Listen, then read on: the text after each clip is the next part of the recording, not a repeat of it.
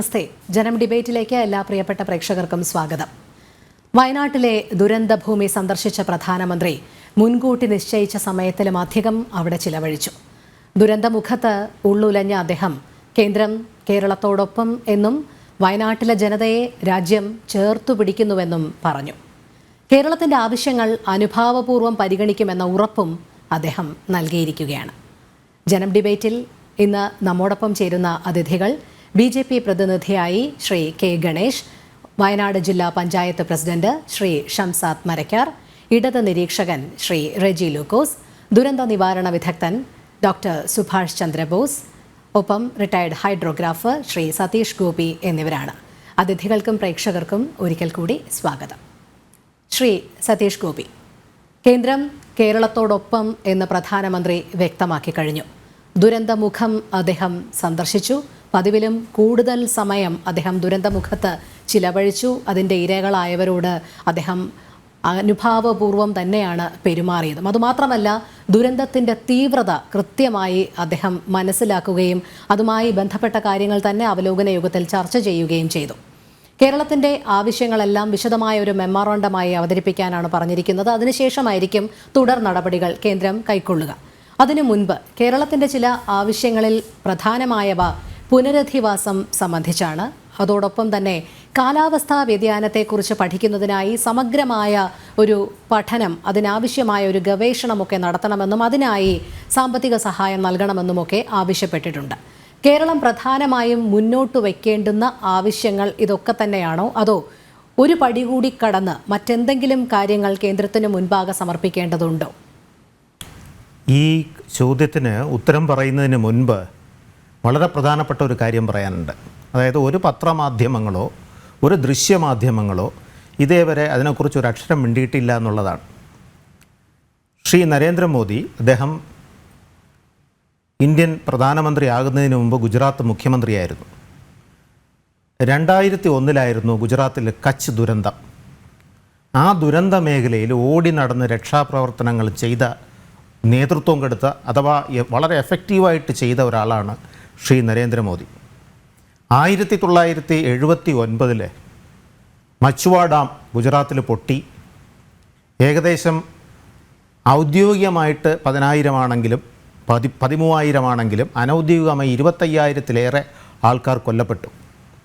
അന്ന് ആ ദുരന്തമുഖത്ത് പോയി രക്ഷാപ്രവർത്തനം ചെയ്യുക എന്നുള്ളത് വളരെ വിഷമമേറിയ ഒരു കാര്യമായിരുന്നു. അതായത് ഈ കന്നുകാലികൾ ആൾക്കാരെക്കാളും കൂടുതൽ വളർത്തു മൃഗങ്ങളാണ് കൊല്ലപ്പെട്ടത്. അതിൻ്റെയൊക്കെ ഡെഡ് ബോഡി ദിവസങ്ങളോളം ഈ ഇലക്ട്രിക് ലൈനിലൊക്കെ കുരുങ്ങി ഇലക്ട്രിക് ലൈനിൻ്റെ മുകളിലൊക്കെ ആയിരുന്നു. അതെല്ലാം എടുത്ത് മൃതദേഹങ്ങളെല്ലാം 2-ാം ദിവസം 3-ാം ദിവസം ആയപ്പോഴും ഒന്നും മാറ്റിയിട്ടില്ല. അതെല്ലാം ചുമന്നു മാറ്റി ആ ദുരന്തത്തിന് നേതൃത്വം കൊടുത്ത ഒരാളും കൂടെയാണ് അന്ന് ഈ ശ്രീ നരേന്ദ്രമോദി. അത് മാത്രമല്ല, അദ്ദേഹം മുഖ്യമന്ത്രി ആയതിനു ശേഷം ഇന്ത്യയിൽ ആദ്യമായിട്ട് Gujarat state disaster management act പുറപ്പെടുവിക്കുകയും 2003 ഒരു full fledged disaster management centre ഗുജറാത്തിൽ സ്ഥാപിക്കുകയും ചെയ്തു. ആ കച്ചിലെ ഭൂകമ്പത്തിൽ തകർന്ന ആ മേഖല മൊത്തം ഭൂകമ്പത്തെ റെസിസ്റ്റ് ചെയ്യുന്ന ബിൽഡിംഗ്, അതിനും പരീക്ഷണമൊക്കെ നടത്തുകയുണ്ടായി. ഇദ്ദേഹത്തിൻ്റെ നേതൃത്വത്തിൽ പരീക്ഷണം നടത്തി ആ ദുരന്തം അതായത് എർത്ത്ക്വാക്ക് ഉണ്ടായി നശിച്ച ആ സ്ഥലത്ത്, ആ ഗ്രാമം മുഴുവൻ എർത്ത്ക്വാക്ക് റെസിസ്റ്റൻ്റ് ബിൽഡിംഗ് അവിടെ പണിതു. ഇത് പല വിദേശ യൂണിവേഴ്സിറ്റികളിൽ നിന്നും ആൾക്കാർ വന്ന് ഇത് പഠന ഗവേഷണം വിധേയമാക്കി. പക്ഷേ ഇതൊന്നും നമ്മുടെ ന്യൂസ് മീഡിയയിൽ വന്നിട്ടില്ല. കാരണം അന്ന് ഈ ഗുജറാത്ത് എന്നതും ശ്രീ മോദി എന്നതും ആൾക്കാർക്ക് തൊട്ടുകൂടാത്ത ഒരു കാര്യമായിരുന്നു. പക്ഷേ ഇത് നമ്മൾ പറഞ്ഞു പോകണം. കാരണം ഞാനിത് 2 വർഷം M.Tech പഠിപ്പിച്ചു, ഡിസാസ്റ്റർ മാനേജ്മെൻറ്റ് പഠിപ്പിക്കുമ്പോൾ അതിലൊരു പ്രധാന ഭാഗമാണ് ഗുജറാത്തിലെ ഈ ഞാൻ പറഞ്ഞ കാര്യങ്ങളെല്ലാം വളരെ പ്രാധാന്യം അർഹിക്കുന്നതാണ്. അത് അവലോകന യോഗത്തിന് ശേഷം പ്രധാനമന്ത്രി മാധ്യമങ്ങളോട് അദ്ദേഹം പറഞ്ഞത് സൂചിപ്പിക്കുകയുണ്ടായി. വല്ലാതെ ഉള്ളുലഞ്ഞുകൊണ്ട് തന്നെയാണ് അദ്ദേഹം ആ കാര്യങ്ങൾ ഓർത്തെടുത്തത്. തീർച്ചയായും അത് വളരെ വളരെ ഒരു വിലപ്പെട്ട ഇൻഫർമേഷനാണ്. അത് മാത്രമല്ല, ഒറീസയിൽ സൈക്ലോൺ ഉണ്ടായി ആൾക്കാർ മരണപ്പെട്ടപ്പോൾ അത് ഏകദേശം ഒരു 10,000 പേര് മരണപ്പെട്ടു. അതിനുശേഷം ഒറീസയിൽ സൈക്ലോൺ ഉണ്ടായപ്പോൾ, വലിയൊരു സൈക്ലോൺ ഉണ്ടായപ്പോൾ അവിടെ എന്തെല്ലാം ചെയ്യണമെന്ന ദീർഘവീക്ഷണത്തോടുകൂടി പറഞ്ഞു കൊടുക്കുകയും അവിടെ അതുപോലെയുള്ള മിറ്റിഗേഷനും പ്രിപ്പയർനെസ്സും ചെയ്തപ്പോൾ അവിടെ മരണം ഒന്നുപോലും ഉണ്ടായില്ല. അതീവ തീവ്രതയുള്ള ചുഴലിക്കാറ്റ് വന്നപ്പോൾ അത്രയ്ക്ക് നമുക്കൊരു ലോകം കണ്ടിട്ടുള്ള വിദഗ്ധൻ എന്ന് വേണമെങ്കിൽ ഇദ്ദേഹത്തെ വിശേഷിപ്പിക്കാം. അതായത് ഡിസാസ്റ്റർ മാനേജ്മെൻറ്റിൽ അദ്ദേഹം ഇവിടെ വരുന്നു എന്ന് പറഞ്ഞപ്പോൾ എൻ്റെ മനസ്സിൽ ആദ്യം സ്ട്രൈക്ക് ചെയ്ത അതാണ്. ഞാൻ ഇന്നത്തെ പത്രമാധ്യമങ്ങളെല്ലാം എടുത്തു നോക്കി ഇതിനെക്കുറിച്ച് എന്തെങ്കിലും ഒരു റെഫറൻസ് അതിൽ പറഞ്ഞിട്ടുണ്ടോ എന്ന്. കാരണം വിദേശത്ത് നമുക്ക് ഇൻ്റർനെറ്റിൽ കിട്ടും, പിന്നെ യൂണിവേഴ്സിറ്റികളിലെ റിസർച്ച് പേപ്പർ കിട്ടും. അതിൽ ഇദ്ദേഹത്തിൻ്റെ പേര് പറഞ്ഞിട്ടുണ്ട്, ചെയ്ത പ്രവർത്തനങ്ങൾ പറഞ്ഞിട്ടുണ്ട്, ഇന്ത്യയെ ഒരു മാതൃകയാക്കണമെന്ന് പറഞ്ഞിട്ടുണ്ട്. അതായത് ഗുജറാത്തിൽ ഈ പിന്നീട് എർത്ത് ക്വാക്ക് റെസിസ്റ്റൻറ്റ് ബിൽഡിംഗ് അത് മാതൃകയാക്കണം. അത് ലോറി പോലെ ഒരു പ്ലാറ്റ്ഫോമിൽ ഉണ്ടാക്കിയിട്ട് കെട്ടിടം ഉണ്ടാക്കിയിട്ട് ട്രക്കിനെ കൊണ്ടുവന്ന് ഇടിച്ച് ഇത് തകരുമോ എന്ന് ടെസ്റ്റ് ചെയ്യുന്നത് അത് ഇൻ്റർനെറ്റിൽ ലഭ്യമാണ്. വളരെ ഇമ്പോർട്ടൻ്റ് ആയിട്ടുള്ള കാര്യമാണ്. അതുകൊണ്ട് ആ ഒരു ഡിസാസ്റ്റർ മാനേജ്മെൻറ്റ് യഥാർത്ഥത്തിൽ അതിൻ്റെ തലപ്പത്ത് നിൽക്കാൻ യോഗ്യതയുള്ള ആൾ അദ്ദേഹം തന്നെയാണ് ഇതിൻ്റെ പിന്നീട് സെൻട്രൽ ഡിസാസ്റ്റർ മാനേജ്മെൻറ്റ് അതോറിറ്റിയുടെ ചെയർമാൻ, പ്രധാനമന്ത്രിയാണ്. അത് മാത്രമല്ല, ഉത്തരാഖണ്ഡിൽ വെള്ളപ്പൊക്കം ഉണ്ടായപ്പോൾ അദ്ദേഹം അന്ന് ഗുജറാത്ത് മുഖ്യമന്ത്രിയായിരുന്നു. ഇദ്ദേഹം നേരിട്ട് അവിടെ പോയി, ഗുജറാത്തിലെ മുഖ്യമന്ത്രിയും അദ്ദേഹത്തിൻ്റെ ടീമും നേരിട്ട് അവിടെ പോയി എല്ലാ കാര്യങ്ങൾക്കും നേതൃത്വം കൊടുത്ത ഒരു മുഖ്യമന്ത്രിയാണ്. നമ്മളിതെല്ലാം ഇൻവേർട്ടഡ് കോട്ടിൽ നമ്മൾ പറയേണ്ടതാണ്. ഇദ്ദേഹം ഇവിടെ വന്ന് ഓരോ കാര്യങ്ങളും അസസ് ചെയ്തപ്പോൾ ഇത്രയും എക്സ്പീരിയൻസിൻ്റെ പുറത്താണ് അത് അസസ് ചെയ്യുന്നത്. അപ്പം വളരെ കൃത്യമായിട്ട് നിരീക്ഷിക്കുകയും കൃത്യമായിട്ടുള്ള കാര്യങ്ങൾ നിർദ്ദേശം കൊടുക്കുകയും എന്തൊക്കെ ചെയ്യണം എന്തൊക്കെ വേണമെന്ന് കൃത്യമായിട്ടുള്ള പിന്നീട് എന്താ പറയുക നിർദ്ദേശങ്ങൾ കൊടുത്തിട്ടുണ്ട്. അതിൻ്റെ ഓരോന്നോരോന്നായിട്ട് വരികയാണ്, നിങ്ങൾ ഇന്ന കാര്യങ്ങൾ സമർപ്പിക്കണം, ഇത് വിശദമായിട്ട് നോക്കട്ടെ. നമുക്കൊരു വിശ്വാസമുണ്ട്, ഇത്രയും എക്സ്പീരിയൻസ് ആയിട്ടുള്ള ഒരാൾ അവിടെ വരുമ്പോഴത്തേക്കും, നമ്മുടെ പ്രധാനമന്ത്രി നേരിട്ട് അവിടെ എത്തുമ്പോഴത്തേക്കും വയനാടിനുണ്ടായ മുറിവ് 100% പരിഹരിക്കാൻ കഴിയും, പ്രൊവൈഡഡ് നമ്മുടെ സ്റ്റേറ്റ് മിഷനറി പോലും ഉണർന്നു പ്രവർത്തിക്കണം അതിനനുസരിച്ചിട്ട്. ഇവിടെ നമ്മുടെ സ്റ്റേറ്റ് ഡിസാസ്റ്റർ പിന്നീട് യൂണിറ്റ് എന്ന് പറയുന്നത് ഒരു ഘട്ടത്തിൽ ഒരു വാർത്തയിൽ നമ്മൾ ചർച്ച ചെയ്തപ്പോൾ പറഞ്ഞാണ് അതൊരു ദുരന്തമാണ്. അങ്ങനെ ആകരുത്. ഇനിയുള്ള കാര്യത്തിൽ ഉണർന്നു പ്രവർത്തിക്കേണ്ടതുണ്ട്, വളരെ കാര്യക്ഷമമായി ഉണർന്നു പ്രവർത്തിക്കേണ്ടതുണ്ട്. അതാണ് എനിക്ക് ആദ്യമായിട്ട് ഈ കാര്യത്തിൽ പറയേണ്ടത്. രണ്ടാമത് തീർച്ചയായും താങ്കളിലേക്ക് എത്താം. വയനാട് ജില്ലാ പഞ്ചായത്ത് പ്രസിഡന്റ് ശ്രീ ഷംസാദ് മരക്കാർ കൂടി ചേരുകയാണ്. അദ്ദേഹം 8 മണിവരെ ഈ ചർച്ചയിൽ ഉണ്ടാകുകയുള്ളൂ. ശ്രീ ഷംസാദ് മരക്കാർ, പ്രധാനമന്ത്രിയുടെ സന്ദർശനം എത്രത്തോളം ആശ്വാസകരമാണ്, പ്രതീക്ഷാ നിർഭരമാണ്? ബഹുമാനപ്പെട്ട പ്രധാനമന്ത്രിയുടെ സന്ദർശനം വലിയ പ്രതീക്ഷയോട് കൂടിയിട്ടാണ് വയനാട്ടുകാർ നോക്കിക്കണ്ടിരുന്നത്. അദ്ദേഹം ഒരുപാട് സമയം വയനാട്ടിലെ ദുരന്ത മേഖലയിൽ ചെലവഴിച്ചു. അതിനോടൊപ്പം തന്നെ അവലോകന യോഗം ചേർന്നു. അതിന് മുന്നോടിയായി തന്നെ ഇന്നലെ ദേശീയ തലത്തിൽ നിന്നുള്ള സമിതിയുടെ ആളുകൾ വന്നിരുന്നു. അവരുടെ ഒരു സ്ഥലം സന്ദർശനം, അതിനുശേഷം ഒരു വലിയ ഡീറ്റെയിൽഡായ മീറ്റിംഗ്, അതിലൊക്കെ കേരളവും ഈ ദുരന്തത്തെ അതിജീവിക്കേണ്ടതിനെ കുറിച്ചുള്ള നമ്മളുടെ എല്ലാ കാര്യങ്ങളും അവർ ചർച്ച ചെയ്തു. വളരെ പ്രതീക്ഷയിലൂടെയാണ് നിൽക്കുന്നത്. അവസാനം പ്രധാനമന്ത്രി പോകുന്ന സമയത്ത് പണം ഇതിനകത്തൊരു പ്രയാസം ഉണ്ടാവില്ല എന്നും വയനാടിന്റെ പുനരധിവാസത്തിനുള്ള ഒരു പിന്തുണയും കൂടി അറിയിക്കുന്നുണ്ട്. അപ്പൊ ആ ഒരു പിന്തുണയിലാണ് ഇനിയുള്ളൊരു വലിയ പ്രതീക്ഷയാണ് ആളുകൾക്ക്. അപ്പൊ അതിന്റെ ബാക്കിയുള്ള കാര്യങ്ങൾ ഒഫീഷ്യലി വരേണ്ടതാണ്. എത്ര തുക, എങ്ങനെയൊക്കെ, ഏതൊക്കെ മേഖലയിലേക്ക് എന്നുള്ളത്. അപ്പൊ അതിനൊരു ഡീറ്റെയിൽഡ് ആയ ഒരു പ്രപ്പോസൽ സർക്കാരിൽ നിന്നും സമർപ്പിക്കാനും പറഞ്ഞിട്ടുണ്ട്. അപ്പൊ അതാണ് ഇതുവരെയുള്ള ഒരു വലിയ പ്രതീക്ഷയിൽ തന്നെയാണ് വയനാട്ടുകാർ ഇരിക്കുന്നത്. അതെ, ശ്രീ ഷംസാദ് മരക്കാർ, അത് മാത്രമല്ല കേന്ദ്രം ഒപ്പമുണ്ടാകുമെന്ന് വ്യക്തമാക്കി കഴിഞ്ഞു. പണം ഇല്ലാത്തതുകൊണ്ട് മാത്രം പുനരധിവാസം ഒരിക്കലും മുടങ്ങുകയില്ല എന്നുള്ള ഉറപ്പാണ് നൽകിയിരിക്കുന്നത്. ഏത് രീതിയിലുള്ള സാമ്പത്തിക സഹായവും കേന്ദ്രം നൽകുമെന്നുള്ള ഒരു ഉറപ്പും നൽകിയിട്ടുണ്ട്. പക്ഷേ അതിനുവേണ്ടി വിശദമായ ഒരു മെമ്മോറണ്ടം, എന്തൊക്കെയാണ് ആവശ്യങ്ങൾ എന്നത് കൃത്യമായി സംസ്ഥാന സർക്കാർ സമർപ്പിക്കേണ്ടതാണ്. അത് കാരണം എത്ര പേർ ഇതിൽ ഈ ദുരന്തത്തിൽ മരണപ്പെട്ടു, എത്ര പേർക്ക് പുനരധിവാസം വേണം, എത്ര കെട്ടിടങ്ങൾ തകർന്നു, ഇവയൊക്കെ സംബന്ധിച്ച സമഗ്രമായൊരു റിപ്പോർട്ട് സംസ്ഥാന സർക്കാർ നൽകണം എന്നാണ് കേന്ദ്രം ആവശ്യപ്പെട്ടിരിക്കുന്നത്. എന്തായാലും അതനുസരിച്ചുള്ള റിപ്പോർട്ട് തന്നെ ആയിരിക്കും സംസ്ഥാന സർക്കാർ നൽകുക. അതിനു വേണ്ടിയുള്ള നടപടിക്രമങ്ങളൊക്കെ പൂർത്തീകരിച്ചുകൊണ്ടിരിക്കുകയാണ് എന്നുള്ള ശുഭാപ്തി വിശ്വാസം തന്നെയാണോ താങ്കൾക്കും? തീർച്ചയായും ബഹുമാനപ്പെട്ട പ്രധാനമന്ത്രി പറഞ്ഞത് അത് തന്നെയാണ്. എന്താണ് ഇവിടുത്തെ ഈ നമ്മുടെ റീഹാബിലിറ്റേഷൻ, അതിന്റെ മറ്റു കാര്യങ്ങൾക്ക് പണം മാനദണ്ഡമല്ല. പക്ഷെ എന്തൊക്കെയാണ് വേണ്ടത് എന്ന് സർക്കാർ കൃത്യമായി ഒരു മെമ്മോറാണ്ടം കൊടുക്കണം എന്നുള്ളത് തന്നെയാണ് പറഞ്ഞത്. അപ്പൊ നമ്മൾ അതിനു മുമ്പ് കഴിഞ്ഞ ദിവസം ദേശീയ തലത്തിൽ നിന്നും വന്ന സമിതിയുമായി ചർച്ച നടത്തിയപ്പോൾ നമ്മളൊരു ഡീറ്റെയിൽഡ് റിപ്പോർട്ട് അവർക്ക് മുമ്പിൽ നമ്മൾ പ്രസന്റ് ചെയ്തിരുന്നു.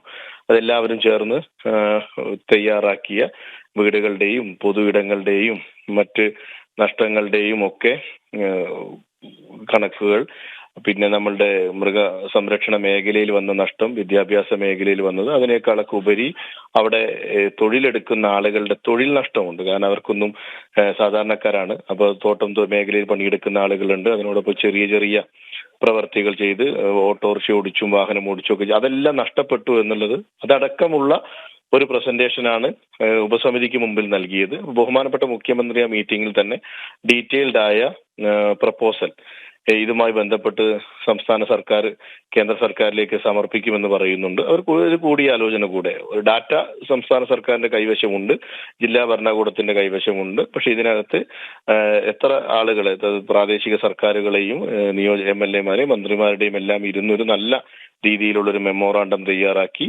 കേരളത്തിന്റെ, വയനാടിന്റെ മാത്രം ഒരു ദുരന്തമായി മാറാത്ത രീതിയിൽ കേരളത്തിന്റെ ഒരു പൊതു ആവശ്യം എന്നത് ഇപ്പൊ എല്ലാവരും നിൽക്കുന്നത് പോലെ തന്നെ നിന്ന് ബഹുമാനപ്പെട്ട പ്രധാനമന്ത്രി പറഞ്ഞതുപോലെ ഒരു വലിയ ഡീറ്റെയിൽഡ് ആയ പ്രപ്പോസൽ കൊടുക്കുക എന്നുള്ളതാണ് ഇന്ന് നമ്മൾ ചെയ്യേണ്ടത്.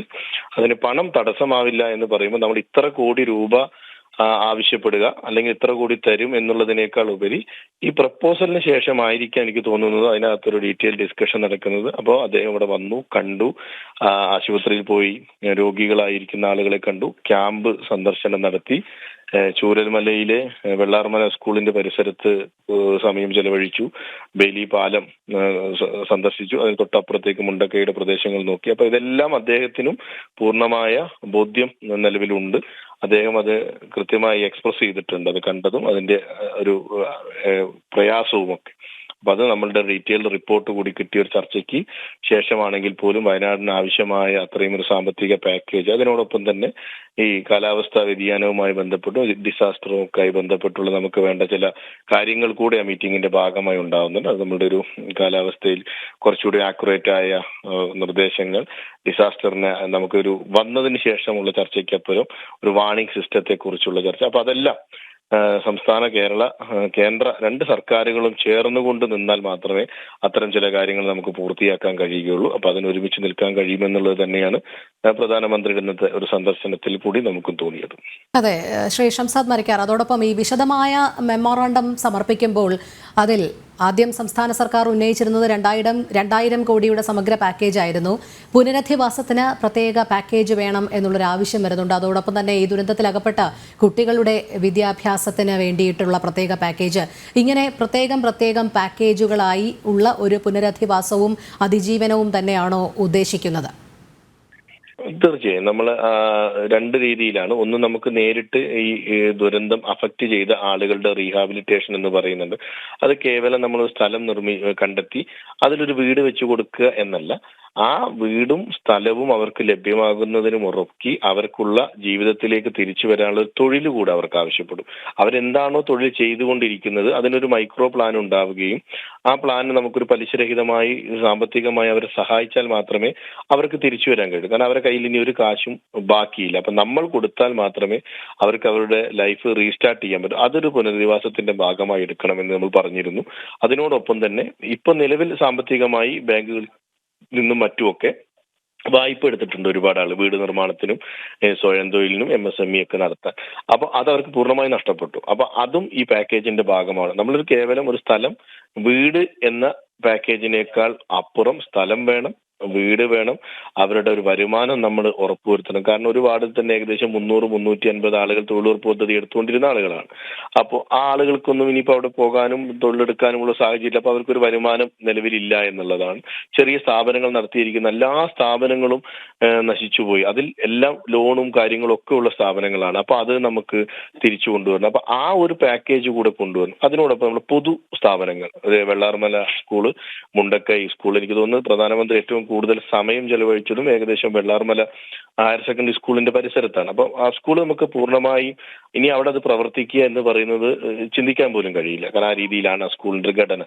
അപ്പൊ നമുക്ക് ആ സ്കൂളിന് നമുക്ക് റീസ്റ്റാർട്ട് ചെയ്യണമെങ്കിൽ സ്ഥലം വേണം, കൺസ്ട്രക്ഷൻ വേണം. അതേപോലെ മുണ്ടക്കൈ സ്കൂൾ, അംഗൻവാടി, ചെറിയ PHSC അങ്ങനെയുള്ള പൊതു ഇടങ്ങളുണ്ട്. അപ്പൊ ഇതെല്ലാം കൂടി വരുമ്പോൾ വലിയ പാക്കേജ്. പിന്നെ ഇവര് ഇപ്പൊ നിലവിൽ ഈ 29 പുലർച്ചെ മുതൽ ഇതുവരെ ക്യാമ്പിലാണ്. അവർക്ക് ഇപ്പോഴും ഒരു വരുമാനമോ ഒന്നുമില്ല. എത്ര നാൾ തുടരേണ്ടി വരും? നമ്മൾ വാടക വീട് കണ്ടെത്തണം, വാടക വീട്ടിലേക്ക് അവരെ മാറ്റണം, അതിന്റെ റെന്റ് നമ്മൾ പേ ചെയ്യണം, അവിടത്തേക്ക് വേണ്ട സംവിധാനങ്ങൾ നമ്മൾ ഒരുക്കണം, അവരുടെ മെഡിക്കൽ ട്രീറ്റ്മെന്റ് വലിയ രീതിയിൽ ആവശ്യമുള്ള ആളുകൾ ഇനി ഭാവിയിലേക്കുണ്ട്. അപ്പൊ ഇതെല്ലാം കൂടിയിട്ടുള്ള ഒരു വലിയ പാക്കേജ് ആയിരിക്കണം. അതൊരു വലിയ ചർച്ചയിൽ നമ്മൾ ഉണ്ടാക്കിയെടുക്കണം എന്നുള്ളതാണ്. അത് നല്ല ഡിസ്കഷൻ നടത്തി ഒന്നും വിട്ടുപോകാതെ പാക്കേജ് നമ്മൾ ഉണ്ടാക്കി അത് കേന്ദ്രത്തിൽ സമർപ്പിക്കുകയും അത് നമുക്ക് ഇപ്പൊ ഇന്ന് പ്രധാനമന്ത്രി ഇവിടെ വന്ന് പറഞ്ഞതുപോലെ പണം മാനദണ്ഡമാവുന്നില്ല, പ്രയാസപ്പെടില്ല നിങ്ങൾ എന്ന് പറയുമ്പോൾ കിട്ടുന്നൊരു കോൺഫിഡൻസ് നമ്മൾ ആ മെമ്മോറാണ്ടം കൊടുക്കുമ്പോൾ ഉണ്ടാവുകയും അതിനനുസരിച്ച് പണം ലഭിക്കുകയും ചെയ്താൽ മാത്രമേ ഈ ആളുകളെ നമുക്ക് കൊണ്ടുവരാൻ പറ്റൂ. അതാണ് പാക്കേജിന്റെ സെക്കൻഡറി. നമ്മൾ നേരത്തെ പറഞ്ഞ ഈ കാലാവസ്ഥാ വ്യതിയാനം, അതും അവിടെ ഒരു പ്രശ്നം വരും. കാരണം നിലവിൽ വീടുകൾ ഉള്ള ആളുകൾ, സേഫായ വീടുകളുള്ള ആൾ, ഇനി അവിടെ താമസിക്കാൻ പറ്റുമോ പറ്റില്ലയോ എന്നുള്ളൊരു ചോദ്യമുണ്ട്. ചില ആളുകൾ ഇപ്പൊ നമ്മളെ കാണുമ്പോൾ ഞങ്ങൾ ഇനി അങ്ങോട്ട് പോകുന്നില്ല എന്ന് പറയുന്നുണ്ട്. ചില ആളുകൾ പോകുന്നു. അപ്പൊ അതിനൊരു തീരുമാനമെടുക്കേണ്ടത് കേരള സർക്കാരുകളുടെ ഒരു കോർഡിനേഷനാണ്. കാരണം ആ സ്ഥലം ഇനി ഒരു റിസ്കി പ്ലേസ് ആണെങ്കിൽ നമ്മൾ ഇനിയും കുറെ ആളുകളെ അങ്ങോട്ട് പറഞ്ഞു വിട്ട് വീണ്ടും ഒരു പ്രയാസം ഉണ്ടാവരുത്.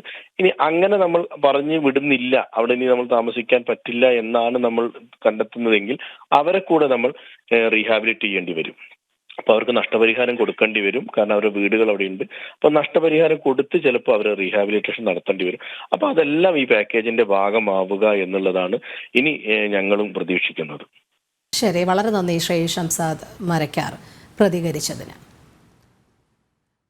ഡോക്ടർ സുഭാഷ് ചന്ദ്രബോസ്, ഔദ്യോഗികമായ ഒരു സന്ദർശനം എന്നതിലുപരി പ്രധാനമന്ത്രി ഇന്ന് വയനാട്ടിലെ ജനങ്ങളുടെ വേദന തൊട്ടറിഞ്ഞുകൊണ്ട് തന്നെയാണ് ആ സന്ദർശനം നടത്തിയത്. ശരിക്കും പറഞ്ഞാൽ ആ ദുരന്തമുഖത്ത് അദ്ദേഹം ചിലവഴിച്ചപ്പോൾ അദ്ദേഹത്തിൻ്റെ മുഖത്ത് തന്നെ ആ ദുഃഖം കാണാമായിരുന്നു. അതുകൊണ്ട് തന്നെയാണ് പറഞ്ഞ സമയക്രമവുമൊക്കെ കടന്ന് മണിക്കൂറുകൾ അദ്ദേഹത്തിന് അവിടെ ചിലവഴിക്കേണ്ടി വന്നതും. നേരത്തെ ഔദ്യോഗികമായി നിശ്ചയിച്ചിരുന്ന സമയക്രമങ്ങളെല്ലാം തെറ്റി. ക്യാമ്പുകളിൽ അദ്ദേഹം കൂടുതൽ ആൾക്കാരെ കണ്ടു, ആശുപത്രിയിൽ പോയി കൂടുതൽ പേരെ സന്ദർശിച്ചു, അവരുമായൊക്കെ കുശലാന്വേഷണം നടത്തി. എല്ലാം കൃത്യമായി കണ്ടറിയണം, തൊട്ടറിയണം എന്ന് അദ്ദേഹത്തിന് നിർബന്ധമുണ്ടായിരുന്നു. അതുകൊണ്ട് തന്നെ ഇനിയൊരു പുനരധിവാസത്തിനെക്കുറിച്ചും അതിജീവനത്തെക്കുറിച്ചുമൊക്കെ ആലോചിക്കുമ്പോൾ കേന്ദ്രത്തിൻ്റെ സഹായം എപ്രകാരമായിരിക്കും, അല്ലെങ്കിൽ എപ്രകാരമാണ് ഇനിയൊരു പുനരധിവാസം കേന്ദ്രത്തിൻ്റെ സഹായത്തോടു കൂടി നടപ്പിലാക്കേണ്ടത് എന്നാണ് അങ്ങ് കരുതുന്നത്? ഒരു കാര്യം എല്ലാവരും മനസ്സിലാക്കിയിരിക്കണം. നമ്മൾ ദേശീയ ദുരന്തമായി പ്രഖ്യാപിക്കുക 2000 കോടി രൂപയുടെ പാക്കേജ്. ഇന്നിപ്പോൾ മിക്ക ചാനലുകളിലും കണ്ടൊരു ടൈറ്റിലായിരുന്നു 2000 കോടി രൂപയുടെ പാക്കേജ് പ്രഖ്യാപിക്കുമോ എന്നൊക്കെ. അങ്ങനെയൊന്നും പ്രഖ്യാപിക്കാൻ കഴിയില്ല എന്ന് നമ്മൾ ആദ്യം അറിയണം. നമ്മളൊരു ഭരണവ്യവസ്ഥയ്ക്കകത്താണ്, ഒരു ഭരണഘടനയ്ക്കകത്താണ്, ഒരു ബ്യൂറോക്രാറ്റിക് സിസ്റ്റത്തിനകത്താണ് നമ്മൾ പ്രവർത്തിക്കുന്നത്. അപ്പോൾ പാക്കേജ് എന്ന് പറയാൻ വളരെ സുഖവും എളുപ്പവുമാണ്. ഡീറ്റെയിൽഡ് ആയിട്ടുള്ള പ്രോജക്റ്റുകളാണ് ഉണ്ടാവേണ്ടത്, പ്രപ്പോസലുകളാണ് ഉണ്ടാവേണ്ടത്. അത് ഡാറ്റാ ബേസ്ഡായിട്ടുള്ള പ്രപ്പോസലായിരിക്കണം, ഡാറ്റാ ബേസ്ഡായിട്ടുള്ള പ്രോജക്റ്റുകളായിരിക്കണം. അത് ഓരോ ഡിപ്പാർട്ട്മെൻറ്റുകളും എടുക്കേണ്ടതുണ്ട്. ഇവിടെ നേരത്തെ നമ്മുടെ ജില്ലാ പഞ്ചായത്ത് പ്രസിഡന്റ് പോലെ പറഞ്ഞ പോലെ ജില്ലയിൽ അങ്ങനെ ഡാറ്റ ഇല്ല. പലതിനെക്കുറിച്ചും ഗ്രാസ് റൂട്ട് ലെവലിലെ ഡാറ്റ നമ്മുടെ കൈവശമില്ല. സെൻസസ് ഡാറ്റ വെച്ചോ പഞ്ചായത്തിൻ്റെ രേഖകൾ വെച്ചോ മാത്രം തയ്യാറാക്കാൻ പറ്റുന്നതല്ല. അടിയന്തരമായി ഡാറ്റയും കൂടി പല ഡാറ്റകളും കളക്ട് ചെയ്യേണ്ടതുണ്ട്. അത് കളക്ട് ചെയ്ത് വളരെ ഡീറ്റെയിൽ ആയിട്ടുള്ള മൈക്രോ ലെവലുള്ള പ്രപ്പോസലുകൾ ഉണ്ടാവണം. അങ്ങനത്തെ പ്രപ്പോസലുകൾ തയ്യാറാക്കി കേന്ദ്ര ഗവൺമെൻറ് കൊടുത്താൽ, കേന്ദ്ര ഗവൺമെൻറ് കൊടുത്താൽ അവർക്ക് എന്താ ചെയ്യാൻ പറ്റുക? അവർ ബന്ധപ്പെട്ട വകുപ്പുകളുമായി ആലോചിച്ച് ഓരോ വകുപ്പുകളുടെയും സ്കീമുകളുമായി ബന്ധപ്പെടുത്തി ആ സ്കീമുകളിൽ നിന്ന് എത്ര കണ്ട് മാക്സിമം അലോക്കേഷൻ തരാൻ പറ്റും എന്ന് തീരുമാനിച്ച് അങ്ങനെ മാക്സിമം അലോക്കേഷൻ തരാൻ പറ്റും. വേണമെങ്കിൽ നമുക്ക് എല്ലാം കൂടെ കൂട്ടിയെടുക്കുമ്പോൾ എത്ര രൂപ കിട്ടുമെന്ന് പറയാൻ പറ്റും. പക്ഷേ ഇൻഡിവിജ്വൽ ഓരോ ഡിപ്പാർട്ട്മെൻറ്റും അങ്ങനെ ആയിരിക്കും തരുന്നത്. പിന്നെ NDRFൻ്റെ പൈസ, അല്ലെങ്കിൽ നാഷണൽ ഡിസാസ്റ്റർ മാനേജ്മെൻറ്റ് അതോറിറ്റിയുടെ പൈസ, പിന്നെ പ്രധാനമന്ത്രിയുടെ ദുരിതാശ്വാസ നിധിയുടെ പൈസ, ഇങ്ങനെ കുറേ സ്വാതന്ത്ര്യമുള്ള കുറച്ച് പൈസകളൊക്കെ ഉണ്ട്. പിന്നെ ഇനി ഫിനാൻസ് കമ്മീഷൻ വരും, ഫിനാൻസ് കമ്മീഷൻ്റെ കുറച്ച് പൈസ, ഇങ്ങനെ സ്വാതന്ത്ര്യമുള്ള കുറേ പണങ്ങളുണ്ട്. അതുകൂടി മൊബിലൈസ് ചെയ്യേണ്ടതുണ്ട്. പക്ഷേ എൻ്റെ ആശങ്ക അവിടെ അല്ല. ഇവിടെ നമ്മൾ പ്രപ്പോസൽ കൊടുത്തു, പ്രപ്പോസലുകൾക്ക് ഫണ്ട് സ്കീമുകളിലാണ് അനുവദിക്കുന്നത്. നിങ്ങളത് വളരെ പ്രധാനപ്പെട്ടൊരു കാര്യമാണ്. സ്കീമുകളിൽ അനുവദിച്ച് വരുമ്പോൾ ആരാണ് സ്കീമുകൾ നടപ്പിലാക്കുന്നത്? നമ്മുടെ എക്സിസ്റ്റിംഗ് സംവിധാനം തന്നെയാണ് നടപ്പിലാക്കുന്നത്. അതിനുവേണ്ടി വലിയ സംവിധാനമൊന്നും പുതിയതായിട്ട് ഉണ്ടാക്കാൻ പോകുന്നില്ല. പക്ഷേ വയനാടിൻ്റെ കാര്യത്തിൽ നമ്മുടെ അനുഭവങ്ങളുടെ വെളിച്ചത്തിൽ പുതിയ സംവിധാനത്തെക്കുറിച്ച് ആലോചിക്കണം, പുതിയൊരു മിഷനെക്കുറിച്ച് ആലോചിക്കണം. അല്ല എങ്കിൽ കഴിഞ്ഞ ദുരന്തങ്ങൾ നടന്ന സ്ഥലങ്ങളിലൊക്കെ ഇതിന് തൊട്ട് മുമ്പ് വയനാടിന് തന്നെ നടന്ന പുത്തുമലയിൽ നടന്ന ദുരന്തത്തിൽ 25 വീട് വെച്ച് കൊടുത്തതിൽ 10 വീട് ചോരുന്നു. അവിടുത്തെ റവന്യൂ വകുപ്പിൻ്റെ ഒരു ഭൂമി പഞ്ചായത്ത് വകുപ്പിന് കിട്ടിയാൽ അവർക്കവിടെ ഒരു അംഗൻവാടിയോ ബാലവാടിയോ എന്തോ ചെയ്തു കൊടുക്കാൻ പറ്റും. ഒരമ്മ വന്നിട്ട്, മുസ്ലിം സഹോദരി വന്നിട്ട് വേറൊരു ചാനലിൽ ഞാൻ ഇരുന്നപ്പോൾ പറയുകയായിരുന്നു, റവന്യൂ അല്ല അതെ ജില്ലാ പഞ്ചായത്ത് പ്രസിഡൻറ്റും പറയുകയായിരുന്നു, ഇത് ഈ ജില്ലാ പഞ്ചായത്ത് പ്രസിഡൻറ്റ് തന്നെയായിരുന്നു, ഷംഷാദി തന്നെയായിരുന്നു. റവന്യൂ വകുപ്പിൻ്റെ കയ്യിലിരിക്കുന്ന ഭൂമി പഞ്ചായത്ത് മെമ്മോറാണ്ടം കൊടുത്തിട്ടും അപേക്ഷ കൊടുത്തിട്ടും എത്ര വർഷമായി എത്ര കാലമായി കൈമാറുന്നില്ല. 5 മിനിറ്റ് കൊണ്ട് ചെയ്യാവുന്ന കാര്യമാണ്. അതുകൊണ്ട് നമ്മുടെ സർക്കാർ സംവിധാനങ്ങളിലെ നൂലാമാലകൾ ഇപ്പം മിണ്ടാതിരിക്കും. എല്ലാവരും ഇപ്പോൾ കരയും, സങ്കടപ്പെടും, പ്രയാസപ്പെടും, ഉദ്യോഗസ്ഥരെല്ലാം വളരെ രസകരമായിട്ട് കൂടെ നിൽക്കും. പക്ഷേ ഇത് കഴിഞ്ഞ് എല്ലാവരും റിലീഫായി പണം വന്ന് തുടങ്ങുമ്പോൾ ഓരോ ഡിപ്പാർട്ട്മെൻറ്റുകളും ഓരോ സംവിധാനങ്ങളും അവരവരുടെ താല്പര്യങ്ങൾ കൂടി ഇതിനകത്ത് ബന്ധിപ്പിക്കും. അങ്ങനെ ബന്ധിപ്പിക്കുമ്പോൾ ആ ഉദ്യോഗസ്ഥർ ചില ഉദ്യോഗസ്ഥർ ഇതിനകത്ത് ഇതൊരു അവസരമായി കണ്ടുകൊണ്ട് പരിപാടികൾ തുടങ്ങും. കോൺട്രാക്ടർമാർ, നിങ്ങൾ മനസ്സിലാക്കുക, ധാരാളം കോൺട്രാക്ടർമാർ ഇത് കണ്ടുകൊണ്ട് അവിടുത്തെ ഇനിയിപ്പോൾ കെട്ടിട നിർമ്മാണം, ഓരോ കാര്യങ്ങൾ, സ്കൂൾ നിർമ്മാണം, ഒരുപാട് പരിപാടികൾ വരും. അതിനവിടെ അടുത്ത് കൂടും. അപ്പോൾ ഇങ്ങനെയൊക്കെ വരുന്ന അതിൽ അഴിമതി, ക്വാളിറ്റി ഇല്ലായ്മ, ഇതൊക്കെ നമ്മൾ കണ്ടുവരികയാണ്. അപ്പോൾ പ്രോജക്റ്റ് തയ്യാറാക്കുന്നത് പോലെ പ്രധാനമാണ്, DPR തയ്യാറാക്കുന്ന പോലെ പ്രധാനമാണ്, പ്രപ്പോസൽ തയ്യാറാക്കും പോലെ പ്രധാനമാണ്. അത് കേന്ദ്ര ഗവൺമെൻറ് കൊടുത്താൽ മാത്രം അവർ തത്വത്തിൽ ക്യാബിനറ്റ് അംഗീകരിച്ചാലും അത് വാങ്ങിയെടുക്കുന്നതിന് ഒരുപാട് നടപടിക്രമങ്ങൾ കാണും. കാര്യം സർക്കാർ സംവിധാനത്തിൻ്റെ എല്ലാ നടപടിക്രമങ്ങളും കാണും. ആ നടപടിക്രമങ്ങൾ കൃത്യമായി പാലിച്ച് വാങ്ങിയെടുത്ത് അത് വളരെ കൃത്യമായി ഇവിടെ ചിലവാക്കി. ഞാനിത് പറയുമ്പോൾ മറ്റൊന്നും ആരും എന്നോടൊന്ന് വിചാരിക്കരുത്, ഒരു സങ്കടം എന്നോട് പറയരുത്. സുനാമിയുടെ ഫണ്ട് കോട്ടയം ജില്ലയിൽ ചിലവാക്കിയവരാണ് മലയാളികൾ. കോട്ടയം ജില്ലയിൽ കടലില്ലല്ലോ, കടലിൻ്റെ അത് കോട്ടയം ജില്ലയുടെ മലയോര പ്രദേശമാണ്. സുനാമിയുടെ ഫണ്ടെടുത്ത് കോട്ടയം ജില്ലയുടെ മലയോര ഭാഗത്ത് ചിലവാക്കിയ ഒരു സമൂഹമാണ് കേരളം. ഞാനത് ആരെയും കുറ്റപ്പെടുത്താനല്ല ഈ സമയത്ത് പറയുന്നത്, അനുഭവങ്ങൾ പറയുകയാണ്. അതുകൊണ്ട് നമുക്ക് പ്രോജക്റ്റുകൾ എത്ര ഉണ്ടാക്കുന്നതിനൊക്കെ എളുപ്പമാണ്. നമ്മുടെ സംവിധാനങ്ങളിൽ നിന്ന് ഉണ്ടാക്കാം, അല്ലെങ്കിൽ പ്രൊഫഷണലുകളെ വെളിയിൽ നിന്ന് വിളിച്ചുണ്ടാക്കാം. അത് സബ്മിറ്റ് ചെയ്യാനും എളുപ്പമാണ്. അവിടെ നിന്ന് പണം അലോട്ട് ചെയ്യാൻ സിസ്റ്റത്തിനകത്ത് നിന്നുകൊണ്ടേ അവർക്ക് പണം അലോട്ട് ചെയ്യാൻ കഴിയുള്ളൂ. സിസ്റ്റത്തിനകത്ത് നിന്നുകൊണ്ട് പണം അലോട്ട് ചെയ്യുമ്പോൾ സ്വാതന്ത്ര്യമുള്ള പണവുമുണ്ട്, സ്വാതന്ത്ര്യമില്ലാത്ത പണവുമുണ്ട്. സ്വാതന്ത്ര്യമില്ലാത്ത പണം പലപ്പോഴും സ്കീമുകളുമായി ടൈപ്പ് ചെയ്ത പൈസയാണ്. അത് അങ്ങനെ അലോട്ട് ചെയ്യാൻ കഴിയുള്ളൂ. അലോട്ട് ചെയ്ത് ഇങ്ങോട്ട് കിട്ടിയാൽ നമ്മൾ അത് ഏത് ഗവൺമെൻറ് ആയാലും, ഞാൻ X or Y അല്ല പറയുന്നത്, പല കാലഘട്ടത്തിലും ഇവിടെ ദുരന്തം ഉണ്ടായിട്ടുണ്ട്. സുനാമി മുതൽ പല കാലഘട്ടത്തിലും കേന്ദ്ര സഹായം കിട്ടിയിട്ടുണ്ട്. UPA ഗവൺമെൻറ് കേരളത്തിൽ ഇരുന്നിട്ടുണ്ട്. ഇപ്പോൾ BJP ഗവൺമെൻറ്റാണ്. ഇവിടെ UDF ഭരിച്ചിട്ടുണ്ട്, LDF ഭരിച്ചിട്ടുണ്ട്. അപ്പോൾ സിസ്റ്റത്തെയാണ് ഞാൻ പറയുന്നത്, അല്ലാതെ ഒരു നിലവിലിരിക്കുന്ന ഒരു ഭരണ സംവിധാനത്തെ ഒരു പാർട്ടിയല്ല ഞാൻ പറയുന്നത്. അപ്പോൾ നമ്മുടെ സിസ്റ്റത്തിൽ ഇത് സിസ്റ്റം കുറച്ചുകൂടി ഒരു മിഷൻ മോഡിൽ പോയില്ലെങ്കിൽ, ഇതിന് ഞാനൊരു കാര്യം പറയട്ടെ, ഇതിന് തയ്യാറാക്കുന്ന പ്രോജക്റ്റുകൾ ദയവായി പബ്ലിഷ് ചെയ്യണം. മാത്രമല്ല മുഖ്യമന്ത്രിയുടെയും ചീഫ് എക്സിക്യൂട്ടീവ് ഓഫീസറായിട്ടുള്ള ഡിസാസ്റ്റർ മാനേജ്മെൻറ്റ് അതോറിറ്റിയുടെ ചീഫ് എക്സിക്യൂട്ടീവ് ഓഫീസറായിട്ടുള്ള ചീഫ് സെക്രട്ടറിയുടെ ഓഫീസിലും റവന്യൂ മന്ത്രിയുടെ ഓഫീസിലും പ്രധാനപ്പെട്ട ഉദ്യോഗസ്ഥരുടെ, അതായത് സെക്രട്ടേറിയറ്റിലുള്ള ഇതിൻ്റെ സീനിയർ ലെവൽ ഉദ്യോഗസ്ഥരുടെ ഓഫീസിലും ഡാഷ് ബോർഡുകൾ വെക്കണം. ഡാഷ് ബോർഡ് വെക്കുന്ന അതും ഗുജറാത്തിൽ നിന്ന് ഭരണവ്യവസ്ഥയിൽ പഠിച്ചൊരു കാര്യമാണല്ലോ. നമ്മൾ ഇവിടുത്തെ ആളുകളൊക്കെ പോയി പഠിച്ചല്ലോ, ഈ ഗവൺമെൻറ് ആളുകളൊക്കെ തന്നെയാണ് പോയി പഠിച്ചത്. ഡാഷ് ബോർഡ് വയ്ക്കുകയും അവിടെ ഇത് പ്രൊജക്റ്റ് ചെയ്യുകയും ചെയ്യണം. എത്ര രൂപയുടെ പ്രവർത്തനം നടന്നു, ഓരോ സ്കീമുകൾ എത്ര നടപ്പിലാക്കി, എന്താണ് അതിൻ്റെ മോണിറ്ററിങ്, എന്താണ് അതിൻ്റെ പ്രോബ്ലം, അതെങ്ങനെയാണ് കൈകാര്യം ചെയ്യുക, അതാരാണ് റെസ്പോൺസിബിൾ ഉദ്യോഗസ്ഥൻ. നിങ്ങൾ ഒരു കാര്യം കൂടെ മനസ്സിലാക്കുക, ഡിസാസ്റ്റർ മാനേജ്മെൻറ്റ് ആക്ട് അനുസരിച്ച് ഡിസാസ്റ്റർ മാനേജ്മെൻറ്റിന് ഉത്തരവാദികളായ ഉദ്യോഗസ്ഥരെയും ഡിസാസ്റ്റർ മാനേജ്മെൻറ്റിൻ്റെ റീഹാബിലിറ്റേഷനിലടക്കം കൃത്യവിലോപം നടത്തുന്ന ഉദ്യോഗസ്ഥരെയും ക്രിമിനൽ കുറ്റത്തിന് അറസ്റ്റ് ചെയ്യാം. അത്ര മഹത്തായ ഒരു നിയമമാണ് ഈ രാജ്യത്ത് ഉണ്ടാക്കി വെച്ചിരിക്കുന്നത്. നമ്മൾ ആ നിയമം ഇരിക്കുമ്പോഴാണ് നമ്മൾ കാണുന്നതും കാണാത്തതുമായ പലതും നടക്കുന്നത്. അത് ഉണ്ടാവരുത് ഈ പ്രോജക്റ്റിൽ, ഈ മിഷനിൽ. അതുകൊണ്ട് അടിയന്തരമായ ഒരു മിഷൻ ഉണ്ടാക്കണം. ഒരു കാര്യം കൂടെ പറഞ്ഞുകൊണ്ട് ഞാൻ അവസാനിപ്പിക്കാം. 2013 rehabilitation and settlement transparency act അനുസരിച്ചാണ് കുടിയൊഴിപ്പിക്കലിനും ഒരു പദ്ധതിക്ക് വേണ്ടി ആളുകളെ എടുക്കുകയൊക്കെ ചെയ്താൽ, അല്ല സ്ഥലം എടുക്കുകയൊക്കെ ചെയ്താൽ, വീടെടുക്കുകയൊക്കെ ചെയ്താൽ ഫണ്ട് കൊടുക്കുന്ന ഒരു വളരെ സുതാര്യമായ നിയമമുണ്ട് ഈ രാജ്യത്ത്. പക്ഷേ അത് പോരാ. ഇനി കാലാവസ്ഥാ സ്ഥിരത fund, disaster climate change and disaster മാനേജ്മെൻറ്റിന് വേണ്ടി, അതായത് ഇങ്ങനെ വരുന്ന റീഹാബിലിറ്റേഷൻ നടത്തുന്നതിനൊക്കെ വേണ്ടിയിട്ടുള്ള, അതിനുശേഷം പഠനങ്ങൾ നടത്തുന്നതിന് വേണ്ടിയിട്ടുള്ള ഒരു ഫണ്ട് ഇന്ത്യ ഗവൺമെൻറ് മാറ്റിവെക്കണം. അത് ഇന്ത്യ ഗവൺമെൻറ്റിന് കഴിയുള്ളൂ. സ്റ്റേറ്റ് ഗവൺമെൻറ്റുകൾക്ക് കുറച്ചേ ചെയ്യാൻ പറ്റുള്ളൂ. ഇന്ത്യ ഗവൺമെൻറ് മേജർ എമൗണ്ട് മാറ്റിവെക്കണം. ലോകത്തെല്ലാ രാജ്യങ്ങളിലും ഇപ്പോൾ അങ്ങനെ മാറ്റി വെക്കുന്നുണ്ട്. കാലാവസ്ഥയെ ക്ലൈമറ്റ് ചേഞ്ചിന് ആവശ്യമായ പഠനങ്ങൾ ഇപ്പോൾ നടക്കുന്നു. അല്ലാതൊരു ഫണ്ട് ഞാൻ ഈ പറഞ്ഞ പോലെ റീസെറ്റിൽമെൻറ്റിനുള്ള അല്ലെങ്കിൽ ലാൻഡ് അക്വിസിഷൻ നടത്തുന്നത് പോലെ ഡിസാസ്റ്റർ ഉണ്ടായിക്കഴിഞ്ഞാൽ അവിടെയുള്ള ആളുകളെ റീസെറ്റിൽ ചെയ്യാനും റിക്കവർ ചെയ്യാനുമായിട്ട് പ്രത്യേക ഫണ്ടിൻ്റെ ഒരു പ്രൊവിഷൻ കേന്ദ്ര ഗവൺമെൻറ് ആലോചിക്കണം. അത് വളരെ ഗൗരവമായൊരു കാര്യമാണ്. അതെ, തീർച്ചയായും. ശ്രീ കെ ഗണേഷ്, പ്രധാനമന്ത്രി ദുരന്തമുഖം സന്ദർശിച്ചു കഴിഞ്ഞു. അനുഭാവപൂർവ്വം തന്നെയാണ് അദ്ദേഹം എല്ലാ കാര്യങ്ങളും കേട്ടതും പരിഗണിക്കുമെന്നുള്ള ഉറപ്പ് നൽകിയതും.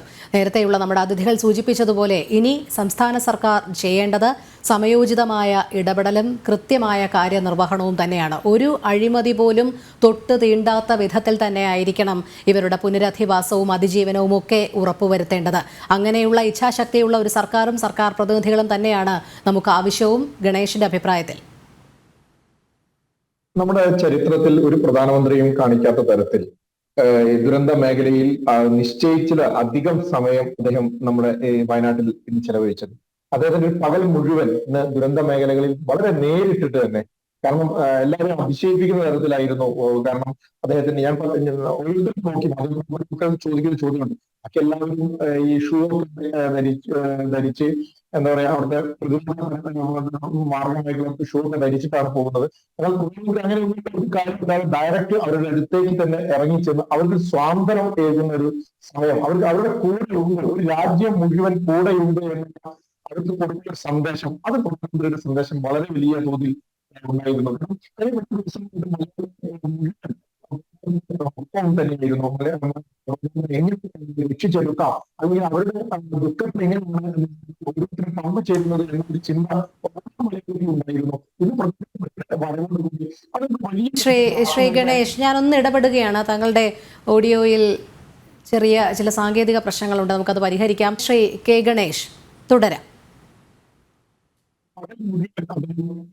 വയനാട് വേണ്ടി ചെലവഴിക്കുകയായിരുന്നു. ദുരന്ത മേഖലയിൽ ആ ദുരന്തത്തിൽ അകപ്പെട്ട ആളുകൾ അവർക്ക് സ്വാതന്ത്ര്യം കൊടുക്കുക എന്നത് തന്നെയായിരുന്നു അദ്ദേഹം. പ്രദേശങ്ങളിൽ മുഴുവൻ ദുരന്തമുണ്ടായ പ്രദേശങ്ങളിലും ആ ദുരന്തങ്ങൾ നേരിട്ട കുടുംബങ്ങൾക്കൊക്കെ വളരെ വലിയ സ്വാതന്ത്ര്യം കൊടുക്കുന്ന പ്രധാനമന്ത്രിയുടെ സന്ദർശനം. കാരണം ഒരു രാജ്യം മുഴുവൻ, ഒരു വലിയ രാജ്യം മുഴുവൻ ഈ വയനാട്ടിലെ ദുരന്ത ഭൂമിയിൽ ദുരന്തത്തിൽ അകപ്പെട്ട ആളുകളുടെ കൂടെ ഉണ്ട് എന്ന ഒരു വലിയ സന്ദേശം തന്നെയാണ് ഇന്ന് പ്രധാനമന്ത്രിയുടെ സന്ദർശനത്തിലൂടെ നൽകാൻ കഴിഞ്ഞത്. അത് വലിയ ആത്മവിശ്വാസം അദ്ദേഹത്തിന്റെ ബോഡി ലാംഗ്വേജിലാണെങ്കിലും അദ്ദേഹത്തെ കാണുമ്പോൾ ചില മാധ്യമങ്ങളൊക്കെ അദ്ദേഹത്തെ കണ്ടതിന് ശേഷം നടത്തിയ പ്രസ്താവനകൾ നമ്മൾ കണ്ടിട്ടുണ്ട്. ശ്രീ ഗണേഷ്, വീണ്ടും റേഞ്ചിന്റെ പ്രശ്നങ്ങൾ ഉണ്ടെന്ന് തോന്നുന്നു. ഒട്ടും വ്യക്തതയില്ലാതെയാണ് താങ്കളുടെ ഓഡിയോ ഇവിടെ കിട്ടുന്നത്. തിരികെ എത്താം. ശ്രീ സതീഷ് ഗോപി, ഇനിയുള്ള ആശങ്ക പലരും സൂചിപ്പിക്കുന്നത് കേന്ദ്ര സർക്കാർ പണം അനുവദിച്ചാലും അതിജീവനവും പുനരധിവാസവും ഒക്കെ എങ്ങനെ നടപ്പിലാക്കും എന്നുള്ളതാണ്. അഴിമതിയുടെ കറ പുരളാതെ തന്നെ അതിജീവനം സാധ്യമാകും. അങ്ങനെ തന്നെ ആകണമെന്ന് തന്നെ കരുതാമോ? നമുക്കങ്ങനെ കരുതാം. അഴിമതിയുടെ കറ പുരളാതെ ഇതിൻ്റെ പുനരധിവാസവും ഈ പുനർജീവനവും നടക്കുമെന്നുള്ള ഒരു പ്രതീക്ഷയോടുകൂടി നമുക്ക് മുന്നോട്ട് നീങ്ങാം. ഞാൻ പറയട്ടെ, ഇവിടെ 80% അഗ്രികൾച്ചർ ബേസ്ഡ് ആയിട്ടുള്ള ആൾക്കാരാണ് ആ മേഖലയിലുള്ളതെന്ന് പല ചർച്ചകളിൽ നിന്നും ഞാൻ കേട്ടിട്ടുണ്ട്. അപ്പോൾ അഗ്രികൾച്ചറും ഹോർട്ടിക്കൾച്ചറും, അപ്പോൾ അതിൽ മൂല്യവർദ്ധിത ഉൽപ്പന്നങ്ങൾ ഉണ്ടാക്കി അവരുടെ ജീവനോപാധി അതിലൂടെ നടത്താൻ വേണ്ടിയിട്ടുള്ള കാര്യങ്ങൾ ഇപ്പോൾ ഏത് സർക്കാർ ഏജൻസിയാണ് ഇക്കാര്യങ്ങളെല്ലാം നോക്കുന്ന ആ ഏജൻസി അത് ചെയ്യുകയാണെങ്കിൽ ഇപ്പോൾ ഇവരെ പുനരധിവാസം അവരെ പുനരധിവസിപ്പിച്ച് കഴിഞ്ഞാൽ അത് കഴിഞ്ഞിട്ട് അവരുടെ മുന്നിൽ ഏറ്റവും വലിയ ചോദ്യചിഹ്നം എന്ന് പറയുന്നത് ജീവനോപാധിയാണ്.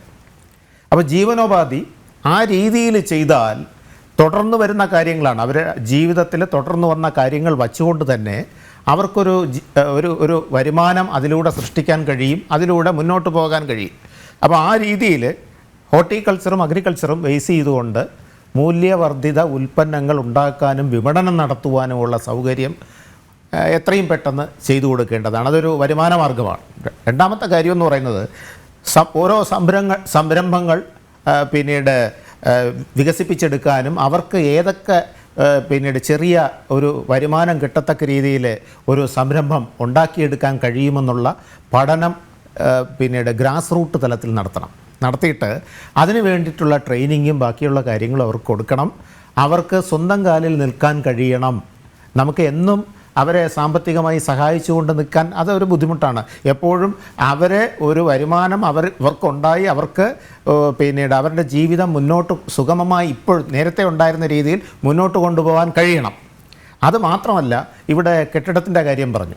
കെട്ടിടത്തിൻ്റെ കാര്യം പറയുമ്പോൾ അതും നമ്മളൊരു ഗുജറാത്തിനെ മാതൃകയാക്കി നമ്മൾ കൊണ്ടുവരണം. അതായത് ഇതുപോലെ പ്രകൃതി ദുരന്തം വരുന്ന സ്ഥലത്ത് അങ്ങനെ ഒരു ദുരന്തമുണ്ടായാൽ അതൊക്കെ പിടിച്ചു നിൽക്കാൻ കഴിയുന്ന തരത്തിലുള്ള കെട്ടിടം, അതിന് വേണ്ടുന്ന ഡിസൈൻ, ആ മേഖലയ്ക്ക് യോജിച്ച ഡിസൈൻ, ആ രീതിയിൽ വേണം കാര്യങ്ങൾ മുന്നോട്ട് പോകാൻ. അല്ലാതെ പിന്നീട് ഇപ്പോൾ ഒരു ആരോപണം വന്നതുപോലെ പിന്നീട് ദുരന്തമുഖത്ത് പിന്നീട് ഇത്ര വീടുകളുണ്ടാക്കി അത് ചോർന്നൊലിക്കുന്നു എന്ന രീതിയിലോട്ട് പോകരുത്, ഒരിക്കലും പോകരുത്. ഇനിയെങ്കിലും നമ്മൾ ഉണർന്ന് പ്രവർത്തിക്കണം. അത് മാത്രമല്ല, ഇപ്പോൾ കേന്ദ്ര ഗവൺമെൻറ്റിൻ്റെ സ്കീമുകളുണ്ട്, സംസ്ഥാന ഗവൺമെൻറ് സ്കീംസ് ഉണ്ട്, സ്ത്രീകൾക്കുള്ള സ്കീംസ് ഉണ്ട്, വികലാംഗർക്കുള്ള സ്കീംസ് ഉണ്ട്, പരമ്പരാഗത വ്യവസായങ്ങൾക്കുള്ള സ്കീംസ് ഉണ്ട്. ഇതിൽ ഏത് സ്കീമാണോ അവർക്ക് ഏറ്റവും സ്യൂട്ടബിൾ ആവുന്ന ബെസ്റ്റ് ഫിറ്റ് ആവുന്നത് ആ സ്കീംസ് നടപ്പിലാക്കാൻ ബന്ധപ്പെട്ട ഡിപ്പാർട്ട്മെൻറ്റുകൾ മുൻകൈ എടുക്കണം. ഇത് ഒന്നോ രണ്ടോ ആൾക്കാരുടെ വിഷയമല്ല. ഏകദേശം 1942 ആൾക്കാരെ ബാധിച്ചിട്ടുണ്ട്, അവർ ക്യാമ്പുകളിലുണ്ട് എന്ന് പറയുമ്പോൾ അത്രയും പേരെ കൂടെ കണക്കിലെടുത്ത് വേണം ഈ സ്കീംസ് എല്ലാം നടപ്പിലാക്കാൻ. അതുപോലെ തന്നെ ചെറുകിട വിപണനം, ചെറുകിട വ്യവസായങ്ങൾ, അതുപോലെ ഉണ്ടാക്കുന്ന ഉൽപ്പന്നത്തിൻ്റെ സ്വഭാവം, ഉൽപ്പന്നത്തിൻ്റെ സാങ്കേതിക വിദ്യ, പദ്ധതി തുടങ്ങാൻ ഉദ്ദേശിക്കുന്ന സ്ഥലം, ധനാഗമന മാർഗങ്ങൾ, ഇതൊക്കെ ചർച്ച ചെയ്യണം. ഇതൊക്കെ ഡീറ്റെയിൽ ആയിട്ട് ചർച്ച ചെയ്ത് അവർക്ക് പറ്റുന്ന ഒരു ജീവനോപാധി ഉണ്ടാക്കി കൊടുക്കുവാൻ നമ്മൾ ശ്രമിക്കണം. അതിനൊപ്പം തന്നെ ഏറ്റവും വലിയൊരു കടമ്പം നമ്മുടെ മുന്നിലുണ്ട്. അതായത് അംഗവൈകല്യം വന്ന പിന്നീട് അതുപോലെ വികലാംഗരായിട്ടുള്ള ഒത്തിരി ആൾക്കാർ ഇനിയിപ്പോൾ ഉണ്ടാകും ഈ ദുരന്തത്തിന് ശേഷം. അവരുടെ പുനരധിവാസം, അവരുടെ ജീവനോപാധി, അത് നമ്മുടെ മുന്നിലുള്ള ഏറ്റവും വലിയൊരു വെല്ലുവിളിയാണ്. ആ വെല്ലുവിളിയും നമ്മൾ തരണം ചെയ്യേണ്ടതുണ്ട്. ഇതിൽ എനിക്കൊരു ചെറിയൊരു സജഷൻ മുന്നോട്ട് വയ്ക്കാനുള്ളത്, ഇവിടെ പിന്നീട് ബെസ്റ്റ് ഏജൻസീസ് ഉണ്ട്, ഗവൺമെൻറ് ഏജൻസീസ് അല്ല, പിന്നീട് കൺസ്ട്രക്ഷനൊക്കെ ഏറ്റവും നല്ല തരത്തിൽ ULCC പോലെ ഉള്ള ഏജൻസീസ്, അവരുടെ കൺസ്ട്രക്ഷൻ എന്ന് പറയുന്നത് ഒരുവിധം തെറ്റില്ലാതെ അപ്രീഷ്യബിളാണ്. അപ്പോൾ അവർ ഈ പിന്നീട് എസ്റ്റിമേറ്റ് റേറ്റിന് അത് ചെയ്യാൻ തയ്യാറാവുകയാണെങ്കിൽ അങ്ങനെയുള്ള ഏജൻസീസിനെ ഏൽപ്പിച്ചുകൊണ്ട് നമ്മൾ അവരുടെ പുനരധിവാസത്തിന് വേണ്ടിയിട്ടുള്ള കെട്ടിടങ്ങൾ നിർമ്മിക്കുകയാണെങ്കിൽ ഒരു പരിധിവരെ നമുക്ക് അതിൻ്റെ മേലുള്ള എന്താ പറയുന്നത് അഴിമതികൾ മാറ്റാൻ കഴിയും. അഴിമതിരഹിതമായ ഒരു കൺസ്ട്രക്ഷൻ നമുക്ക് ചെയ്തു തീർക്കാൻ കഴിയും. അതുപോലെ തന്നെ ഈ കമ്പോളങ്ങൾ ഇവിടെ പുനരധിവസിപ്പിച്ചാൽ പോരാ, അതിന് ഇവരുണ്ടാക്കുന്ന പ്രോഡക്ട്സിൻ്റെ വിപണനം, അതിൻ്റെ കമ്പോളം, അതുപോലെയുള്ള കാര്യങ്ങൾ. പിന്നെ ഒരുപാട് കുട്ടികളുണ്ട്, ഏകദേശം 600 കുട്ടികളോളം ഉണ്ട് ഈ ദുരന്തത്തിൽ താമസിപ്പിക്കുന്ന, ഇപ്പോൾ ക്യാമ്പുകളിൽ കഴിയുന്ന 600ഓളം കുട്ടികളുണ്ട്. അവരുടെ വിദ്യാഭ്യാസത്തിനൊന്നും ഒരു തടസ്സവും വരാൻ പാടില്ല. അവർക്ക് സ്കൂളുകളിലും കോളേജുകളിലും ഇപ്പോൾ പഠനം തുടങ്ങും. അവർക്ക് ഈ ക്യാമ്പുകളിലായിരുന്നു അവരുടെ പഠനം മുടങ്ങും. അപ്പോൾ അവരുടെ പഠനം മുടങ്ങാതെ അവരെ സ്കൂളുകളിലും കോളേജുകളിലും എത്തിക്കാനുള്ള കാര്യങ്ങൾ ചെയ്തു കൊടുക്കണം. അവരെ യാതൊരു വിധത്തിലും അവരെ പഠനം മുടങ്ങരുത്.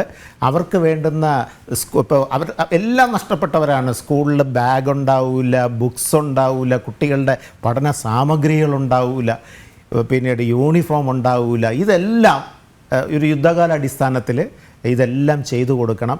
കുട്ടികളുടെ വിദ്യാഭ്യാസം പഴയതുപോലെ തന്നെ ആ സ്ലോട്ടിൽ റൺ ചെയ്തു പോകണം.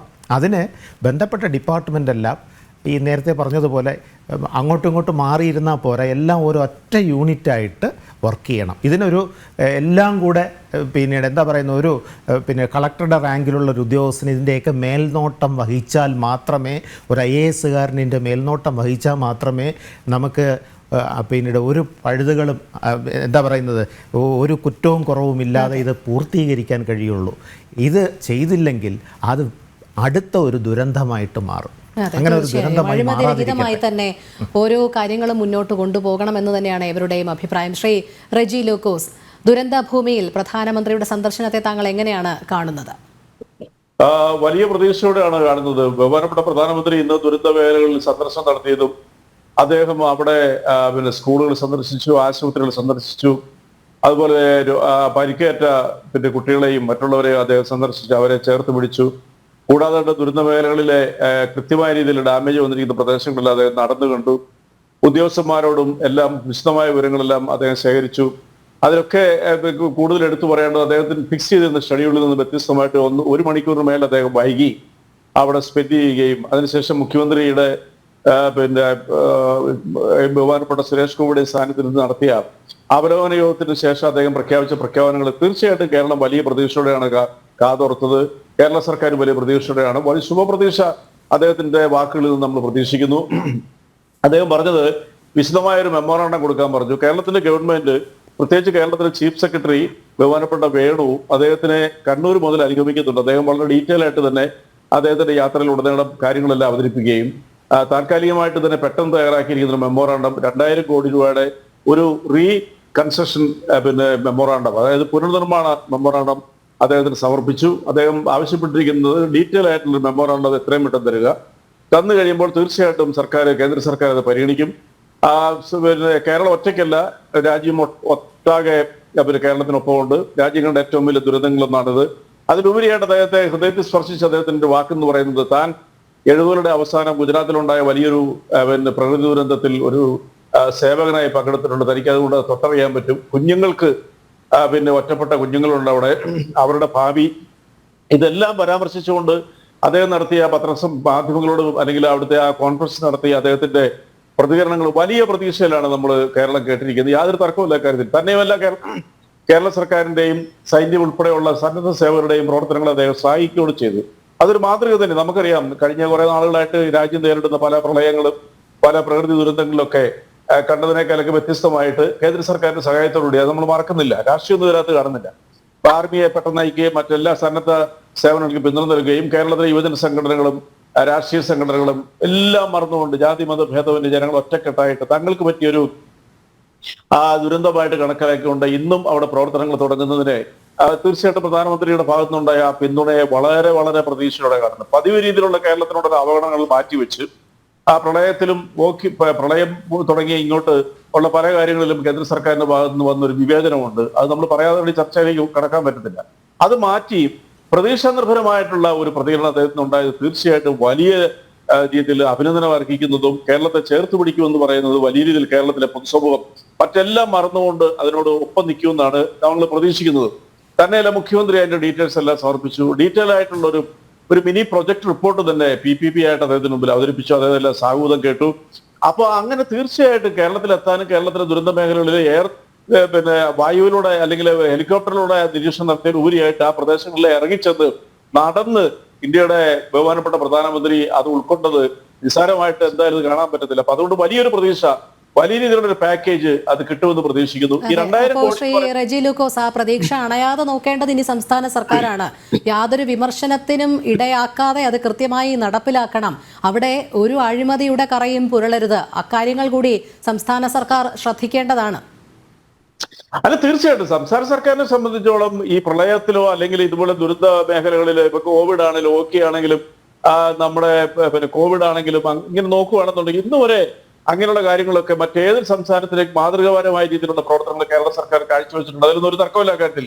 അത് തന്നെയല്ല കേരളത്തിന്റെ പ്രതിപക്ഷം. നമ്മൾ എടുത്തു പറയേണ്ട ഒരു കാര്യമുണ്ട്. കേരളത്തിന്റെ പ്രതിപക്ഷവും ഈ കാര്യത്തിൽ വലിയ രീതിയിലുള്ള പതിവിന് വിരുദ്ധമായിട്ട് വലിയ രീതിയിലുള്ള പിന്തുണയാണ് ഫീൽഡിലും അവരുടെ മറ്റു രീതിയിലുള്ള പ്രവർത്തനങ്ങളോട് അവർ കാഴ്ചവെച്ചിരിക്കുന്നത്. ഇപ്പം ബഹുമാനപ്പെട്ട കേരളത്തിന്റെ BJPയുടെ സംസ്ഥാന പ്രസിഡന്റ് K. സുരേന്ദ്രൻ, ബഹുമാനപ്പെട്ട പ്രധാനമന്ത്രി അവിടുന്ന് യാത്ര ചെയ്തതിനു ശേഷം അദ്ദേഹം മാധ്യമങ്ങളോട് പറഞ്ഞൊക്കെ ഞാനത് കേട്ടിരുന്നു. അദ്ദേഹം പറഞ്ഞത് നിശ്ചയമായിട്ട് കേരളത്തിനോട് ഒപ്പം ചേരും.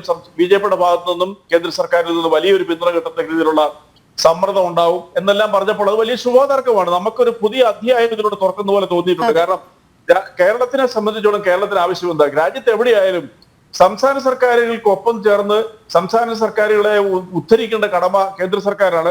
അതുപോലെ തന്നെ കേന്ദ്ര സർക്കാരിനോട് ഒത്തുനിന്നുകൊണ്ട് ഇത്തരം പ്രവർത്തനങ്ങളിൽ അഴിമതിരഹിതമായ പ്രവർത്തനങ്ങൾ നടത്തി രാജ്യത്തിന് മാതൃകയാണ് സംസ്ഥാന സർക്കാരുകളുടെയും ഉത്തരവാദിത്വമാണ്. സംസ്ഥാനങ്ങളും കേന്ദ്രങ്ങളും ചേർന്നിട്ടുള്ള ഒരു വലിയൊരു സംവിധാനമാണ് ഒരു ജനാധിപത്യത്തിൽ ഫെഡറൽ സംവിധാനം എന്ന് പറയുന്നത്. അതിന്റെ ഒരു വലിയൊരു നല്ലൊരു ഒരു ലക്ഷണമാണ്, അല്ലെങ്കിൽ ഒരു പ്രതീക്ഷാനിർഭരമായ ഒരു കാര്യമാണ് ബഹുമാനപ്പെട്ട പ്രധാനമന്ത്രി ഇന്ന് വയനാട്ടിൽ നിന്നും നമ്മളോട് അദ്ദേഹം പങ്കുവെച്ച അഭിപ്രായങ്ങൾ. എന്നെ ഏറ്റവും സ്പർശിച്ച കാര്യങ്ങൾ ആ കുഞ്ഞുങ്ങളെടുത്ത് നിന്ന് അദ്ദേഹം മാറോട് ചേർത്ത് അദ്ദേഹം പറഞ്ഞ ആ കുട്ടികളുടെ ആശ്വാസം നൽകിയത്. അദ്ദേഹത്തിന് വേണ്ടിയിട്ട് അദ്ദേഹത്തിന് മുമ്പിൽ പിന്നെ അദ്ദേഹത്തിന് വേണ്ടിയിട്ട് അദ്ദേഹത്തിന്റെ സൗകര്യാർത്ഥം അവിടെ പിന്നെ ആ ആശുപത്രി അധികൃതർ കൊണ്ടുവന്നിരുത്തിയ രോഗികളോടുള്ള അദ്ദേഹത്തിന്റെ സമീപനങ്ങൾ, അദ്ദേഹം നടന്ന് ദുർഘടമായ പാതകളിലൂടെ മറ്റൊന്നും നോക്കാൻ നടന്നുപോയത് നമ്മുടെ സൈന്യം വളരെ കാര്യക്ഷമമായിട്ട് തന്നെ ഏതാണ്ട് 24-25 മണിക്കൂറിനോട് നിർമ്മിച്ച് ബെയിലി പാലത്തിലൂടെ യാത്ര ചെയ്തത് ഹൃദയസ്പർശിയായ രംഗങ്ങളായിരുന്നു. അദ്ദേഹം മുഖ്യമന്ത്രിയായിട്ട് പറഞ്ഞ വാക്കുകൾ, ഉദ്യോഗസ്ഥന്മാരുടെ ഓരോന്നും അങ്ങോട്ട് ചോദിച്ച് അദ്ദേഹം അതെല്ലാം നമ്മൾ ലൈവായിട്ട് കണ്ടതാണ്. കേരളത്തിന്റെ ADGP ആയിട്ട് അദ്ദേഹം കാര്യമായ രീതിയിൽ ആ കാര്യത്തെക്കുറിച്ച് ചോദിച്ചു. അദ്ദേഹം വിശദീകരിച്ചത് ബഹുമാനപ്പെട്ട കേരളത്തിന്റെ പിന്നെ ചീഫ് സെക്രട്ടറി വേണു സാറ് അദ്ദേഹത്തിന് മുമ്പിൽ അവതരിപ്പിച്ച കാര്യങ്ങൾ യാതൊരു മറയുമില്ലാതെ കൊണ്ട് ഒരു പ്രോട്ടോകോൾ പോലും നോക്കാതെ കൊണ്ട് അദ്ദേഹം അവരോടെല്ലാം കാര്യമായ രീതിയിൽ ഇടപെടുകയും ഇതെന്താണെന്ന് ഒരു സാധാരണക്കാരനെ പോലെ അദ്ദേഹം സംസാരിച്ചത്. ഇതുവരെയുള്ള എല്ലാ വിമർശനങ്ങളെയും മാറ്റി വെച്ചുകൊണ്ട് ഇന്ത്യയുടെ പ്രധാനമന്ത്രി നരേന്ദ്രമോദി കേരളത്തിലെ ജനങ്ങളുടെ ഒപ്പമാണെന്നുള്ളൊരു പ്രതീതി ഇതിനകത്ത് ജനിപ്പിച്ചിട്ടുണ്ട്. ഇനി അത് പാലിക്കേണ്ട കടമ കേന്ദ്ര സർക്കാരിനാണ്. നമ്മൾ പ്രതീക്ഷിക്കുന്നത് അദ്ദേഹം ഇത്രയും കാര്യങ്ങൾ പറഞ്ഞിരുന്നത് അദ്ദേഹത്തിന് തൊട്ടറിഞ്ഞു കഴിഞ്ഞു.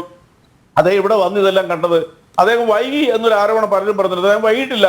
കാരണം എന്താ വെച്ചാൽ അദ്ദേഹം നേരത്തെ വന്നിട്ടുണ്ടെങ്കിൽ അദ്ദേഹത്തിന്റെ സെക്യൂരിറ്റിയും മറ്റു കാര്യങ്ങൾ വെച്ച് നോക്കുമ്പോൾ രക്ഷാപ്രവർത്തനങ്ങൾക്ക് തടസ്സം വരും. അതെല്ലാം കഴിഞ്ഞ് ഏതാണ്ട് രക്ഷാപ്രവർത്തനങ്ങളുടെ ഒരു വലിയൊരു ഘട്ടം കഴിഞ്ഞതിന് ശേഷം അദ്ദേഹം വന്നത്. ആ സമയത്ത് തന്നെ അദ്ദേഹം വരേണ്ടത്. കാരണം അദ്ദേഹം ഇന്ത്യയുടെ പ്രധാനമന്ത്രിയാണ്. അദ്ദേഹത്തിന്റെ ഓരോ ചലനങ്ങൾക്കും സെക്യൂരിറ്റി വേണം. അത് രാജ്യത്തിന്റെ സുരക്ഷയുടെ പ്രശ്നമാണ്. അതുകൊണ്ട് അദ്ദേഹം വൈകി എന്ന് പറയുന്നത് വിമർശകർ വെറും മണ്ടത്തരങ്ങളാണ്. അദ്ദേഹം ഒട്ടും വൈകിട്ടില്ല. അദ്ദേഹം വരേണ്ട സമയത്ത് തന്നെ വന്നു. അതുകൊണ്ട് ഞങ്ങള് തീർച്ചയായിട്ടും നമ്മളെല്ലാവരും ഇതിനെ പോസിറ്റീവായിട്ട് കാണണം. വളരെ ഹെൽത്തി ആയിട്ടുള്ള സമീപനങ്ങള്, ചർച്ചകൾ അങ്ങനെ തന്നെ പോകണം. അഴിമതി ആരോപണങ്ങളൊന്നും ഒരിക്കലും ഒരു ഇതുപോലുള്ള ഡിസാസ്റ്റർ ഘട്ടത്തിൽ അങ്ങനെ ചെയ്യുമെന്ന് നമുക്ക് പ്രതീക്ഷിക്കാൻ പറ്റത്തില്ല. അങ്ങനെയൊന്നും ഉണ്ടാകത്തില്ല. ഒരു ഉദാഹരണം പറയാം. ഗുജറാത്ത് ഭൂകമ്പത്തിന്റെ കാലത്ത് കേരളത്തിൽ നിന്നാണ് വലിയ രീതിയിലുള്ള സഹായഹസ്തങ്ങൾ കേരളത്തിൽ നിന്ന് പോയി. മാധ്യമങ്ങൾ പോലും വലിയ ഫണ്ട് പിരിച്ച് അവിടെ കൊണ്ടുപോയി. വലിയ രീതിയിൽ ഒന്നും ആരോപണങ്ങൾ ഇല്ലാതെ കൊണ്ട് തന്നെ ഗുജറാത്തില് റീഹാബിലേഷൻ പ്രോഗ്രാംസ് അല്ല കേരളത്തിന്റെ കൂടി ഇന്ത്യ മുഴുവൻ ആയപ്പോ കേരളം കൈത്താങ്ങ് കൊടുത്തു നമ്മുടെ മുന്നിലുണ്ട്. അപ്പൊ അതുകൊണ്ട് അതൊന്നും അല്ല നമ്മൾ ചർച്ച ചെയ്യേണ്ടത്. അതൊന്നും അനുവദിക്കാൻ പോലും പറ്റത്തില്ല. അതങ്ങനെ ചിന്തിക്കുക പോലും ചെയ്യേണ്ട കാര്യമില്ല. കാരണം കേരളത്തിൽ ഇപ്പൊ നടന്ന ഒരു ചെറിയ കാര്യങ്ങൾ പറഞ്ഞിട്ടുണ്ട്. കേരളത്തിൽ പിന്നെ നടന്ന 1-2 കാര്യങ്ങൾ നമ്മളെ വളരെ നിരാശപ്പെടുത്തിയ. കാരണം ഈ സഹായങ്ങൾ കൊടുക്കരുത്, പിന്നെ ഈ ഭൂകമ്പത്തിൽ വന്ന ആളുകളുടെ മറ്റു രീതിയിലുള്ള വ്യാഖ്യാനങ്ങൾ, അല്ലെ ഈ ദുരന്തത്തിൽ പങ്കാളികൾ അല്ലെങ്കിൽ അത് അനുഭവിച്ച മറ്റ് മനുഷ്യരെ കുറിച്ചുള്ള ചില കോർണറിൽ നിന്ന് വന്നിട്ടുള്ള വിമർശനങ്ങളൊക്കെ വളരെ സങ്കടകരമായിരുന്നു. ഇന്ന് അതെല്ലാം മാറിയിരിക്കുന്നു. കേരളം ഇന്ന് വലിയ പ്രതീക്ഷയിലാണ്. ബഹുമാനപ്പെട്ട ഇന്ത്യയുടെ പ്രധാനമന്ത്രി സന്ദർശനം അത് ലൈവായിട്ട് മാധ്യമങ്ങളിൽ കണ്ട ഏതൊരു വ്യക്തിയുടെയും ഹൃദയത്തിൽ തൊട്ട അനുഭവമായിരുന്നു. ഞാൻ ആ കാര്യത്തിൽ അദ്ദേഹത്തിന് അഭിവാദ്യം ചെയ്യുന്നു. ഒരു തരത്തിലുള്ള വിവേചനം അദ്ദേഹത്തിന്റെ ഭാഗത്തുണ്ടാകില്ലെന്ന് ഞാൻ 100% പ്രതീക്ഷിച്ചു. ശരി, ശ്രീ കെ ഗണേഷ്, പ്രധാനമന്ത്രി എന്തായാലും ദുരന്തത്തിന്റെ വ്യാപ്തിയും തീവ്രതയും ഒക്കെ കണ്ടു തന്നെയാണ് അറിഞ്ഞിരിക്കുന്നത്. ഒരു പ്രധാന സേവകൻ എന്നുള്ള രീതിയിൽ, ദുരന്തമുഖത്ത് പ്രവർത്തിച്ച ഒരു വ്യക്തി എന്നുള്ള രീതിയിലൊക്കെ അദ്ദേഹത്തിന് ഇത് കൃത്യമായി മനസ്സിലാക്കാൻ സാധിക്കും, വിലയിരുത്താൻ സാധിക്കും. അതുകൊണ്ട് തന്നെ തുടർന്നുള്ള നടപടികൾ കേന്ദ്രത്തിൻ്റെത് കേരളത്തെ ചേർത്തു പിടിക്കുന്നത് തന്നെയാകും. അതിലൊരു സംശയവുമില്ല. ഒരു സംശയവും വേണ്ട ആവശ്യമില്ല. കാരണം നമുക്കറിയാം മുൻ അനുഭവങ്ങളുണ്ട് നമ്മുടെ മുന്നിൽ. അത് പ്രധാനമന്ത്രി ആയതിനു ശേഷം കേരളത്തിൽ നടന്ന അപകടങ്ങൾ, അതിപ്പോ നമ്മുടെ കുറ്റിങ്ങൾ വെടിക്കെട്ട് അപകടങ്ങളാണെങ്കിലും അതേപോലെ തന്നെ ഓക്കി ദുരന്തമാണെങ്കിലും മറിച്ച് പ്രളയ സമയത്താണെങ്കിലും കേന്ദ്ര സർക്കാർ എങ്ങനെയാണ് കേരളത്തെ ചേർത്ത് പിടിച്ചത് എന്ന് നമുക്കറിയാം. അതിന് ഏറ്റവും വലിയ ഉദാഹരണം 10 ദിവസങ്ങളായിട്ട് നമ്മുടെ മലയാളികളിൽ ഏറ്റവും വലിയ ദുരന്തം വയനാട്ടിൽ. കാരണം വലിയ ആത്മവിശ്വാസം കുറെ മലയാളിക്ക് ശ്രീ ഗണേഷ്, നിർഭാഗ്യവശാൽ ഇപ്പോഴും താങ്കളുടെ ഓഡിയോ ക്ലിയർ ആകുന്നില്ല എന്നുള്ളതാണ് പറയുന്നതിന് വ്യക്തത വരുന്നില്ല. റേഞ്ച് ഇഷ്യൂ ആണെന്ന് കരുതുന്നു. താങ്കൾ അല്പസമയം കൂടി തുടരാമോ? പറഞ്ഞോളൂ. നമ്മുടെ കേരളത്തെ ചേർത്ത് പിടിക്കുന്ന സമീപനം തന്നെയാണ് എല്ലാ കാലഘട്ടത്തിലും. അത് തന്നെയാണ് പ്രധാനമന്ത്രി, നമുക്കറിയാം പ്രധാനമന്ത്രി ശ്രീ ഗണേഷ്, താങ്കളിലേക്ക് എത്താം വളരെ പെട്ടെന്ന് തന്നെ താങ്കളിലേക്ക് എത്താം. ശ്രീ സുഭാഷ് ചന്ദ്രബോസ്, ഇവിടെ നേരത്തെ സൂചിപ്പിച്ചതുപോലെ പ്രത്യേകം സ്കീമുകളിലായിരിക്കും ഇനി പുനരധിവാസവും അതിജീവനവും ഒക്കെ ജീവിതോപാധിയും ഒക്കെ ഉറപ്പുവരുത്തുക. അത് കാര്യക്ഷമമായി തന്നെ നടപ്പിലാക്കണം. പക്ഷേ ചില സംശയങ്ങൾ ഉയരുന്നുണ്ട്. കാരണം വയനാട് ഒരു ദുരന്ത മേഖലയായി മാറിക്കഴിഞ്ഞു. ടൂറിസം അടക്കമുള്ള കാര്യങ്ങൾക്ക് വലിയ വെല്ലുവിളി സൃഷ്ടിക്കുകയാണ്. അവിടേക്ക് പോകാൻ പോലും പലരും മടിക്കുന്നു. അതുകൊണ്ട് ഈ ഒരു സാഹചര്യത്തിൽ വയനാടിൻ്റെ പുനരധിവാസം അല്ലെങ്കിൽ അവിടെയുള്ള ജനതയുടെ വീണ്ടും അതിജീവനം എന്ന് പറയുമ്പോൾ അത് എത്രത്തോളം പ്രായോഗികമായി എങ്ങനെ നടപ്പിലാക്കണം എന്നാണ് ഉദ്ദേശിക്കുന്നത്? റെജി ലൂക്കോസ് സാറും ഞാനുമായി ഒരുപാട് ചാനലുകളിൽ പങ്കെടുത്തിട്ടുണ്ട്. എൻ്റെ നല്ലൊരു സുഹൃത്താണ്. അദ്ദേഹം ഭാവനാപൂർണ്ണമായി കാര്യങ്ങൾ പറഞ്ഞു. അതിലൊരു ചെറിയ തിരുത്ത്. ഞാൻ സിസ്റ്റത്തിൽ നിരവധി വർഷം നിരവധി സ്ഥാപനങ്ങളിൽ പ്രവർത്തിക്കുകയും ഡയറക്ടറായിട്ടിരിക്കുകയും ഒക്കെ ചെയ്തിട്ടുള്ള ആളാണ്. നമുക്കിത് കഴിഞ്ഞ് പ്രോജക്റ്റുകളിൽ പൈസ വന്ന് കഴിയുമ്പോൾ ഡിപ്പാർട്ട്മെൻറ്റുകളെ മാത്രമേ പൈസ ഏൽപ്പിക്കാൻ കഴിയൂ. ഫിഷറീസിൻ്റെ പൈസ എടുത്ത് ഫിഷറീസിനെ കൊടുക്കാൻ പറ്റൂ. കളക്ടറുടെ സംവിധാനത്തെ മാറ്റി നിർത്താൻ പറ്റില്ല. ഒരു സംവിധാനത്തെയും പുനർനിർണ്ണയിക്കാൻ കഴിയില്ല. സംവിധാനങ്ങൾക്കേ പൈസ കൊടുക്കാൻ കഴിയൂ. ഏത് സ്കീമായാലും അവരാണ് പ്രോജക്റ്റുകൾ തയ്യാറാക്കുന്നത്. അത് മുകളിലോട്ട് പോവുകയോ അല്ലെങ്കിൽ സംസ്ഥാന സർക്കാരിന് കിട്ടുകയോ കേന്ദ്ര ഗവൺമെൻറ്റിലായാലും ഫണ്ടിങ് ഏത് കിട്ടിയാലും തിരിച്ച് അത് റൂട്ട് ചെയ്യുന്നത് ഈ ഡിപ്പാർട്ട്മെൻറ്റുകൾ വഴിയേ നടപ്പിലാക്കാൻ കഴിയൂ. സുനാമി മുതൽ 2005 സുനാമി മുതൽ അതിനു മുമ്പ് ഒരുപാട് ദുരന്തം കേരളത്തിലുണ്ടായിട്ടുണ്ട്. അത് പക്ഷേ നമ്മുടെ തലമുറയ്ക്കൊന്നും പരിചിതമല്ല. സുനാമി 2004 സുനാമി മുതൽ 20 വർഷത്തെ ദുരന്ത പരിപാലന ദുരന്ത റീഹാബിലിറ്റേഷൻ പുനർനിർമ്മാണ പ്രക്രിയയിൽ റെജി ലൂക്കോസ് സാറ് ഗവൺമെൻറ്റുകളുടെ താല്പര്യങ്ങൾ മാറ്റിവെച്ച് പക്ഷങ്ങൾ മാറ്റിവെച്ച് ഒന്ന് പഠിക്കാൻ ശ്രമിക്കണം. എല്ലാ ദുരന്തങ്ങളിലും നമ്മൾ അഴിമതി നടത്തിയിട്ടുള്ളൊരു സമൂഹമാണ്. അത് UDF എന്നോ LDF എന്നോ അല്ലെങ്കിൽ ഏതെങ്കിലും പഞ്ചായത്തെന്നോ ഏതെങ്കിലും രാഷ്ട്രീയ പാർട്ടിയൊന്നും അല്ല.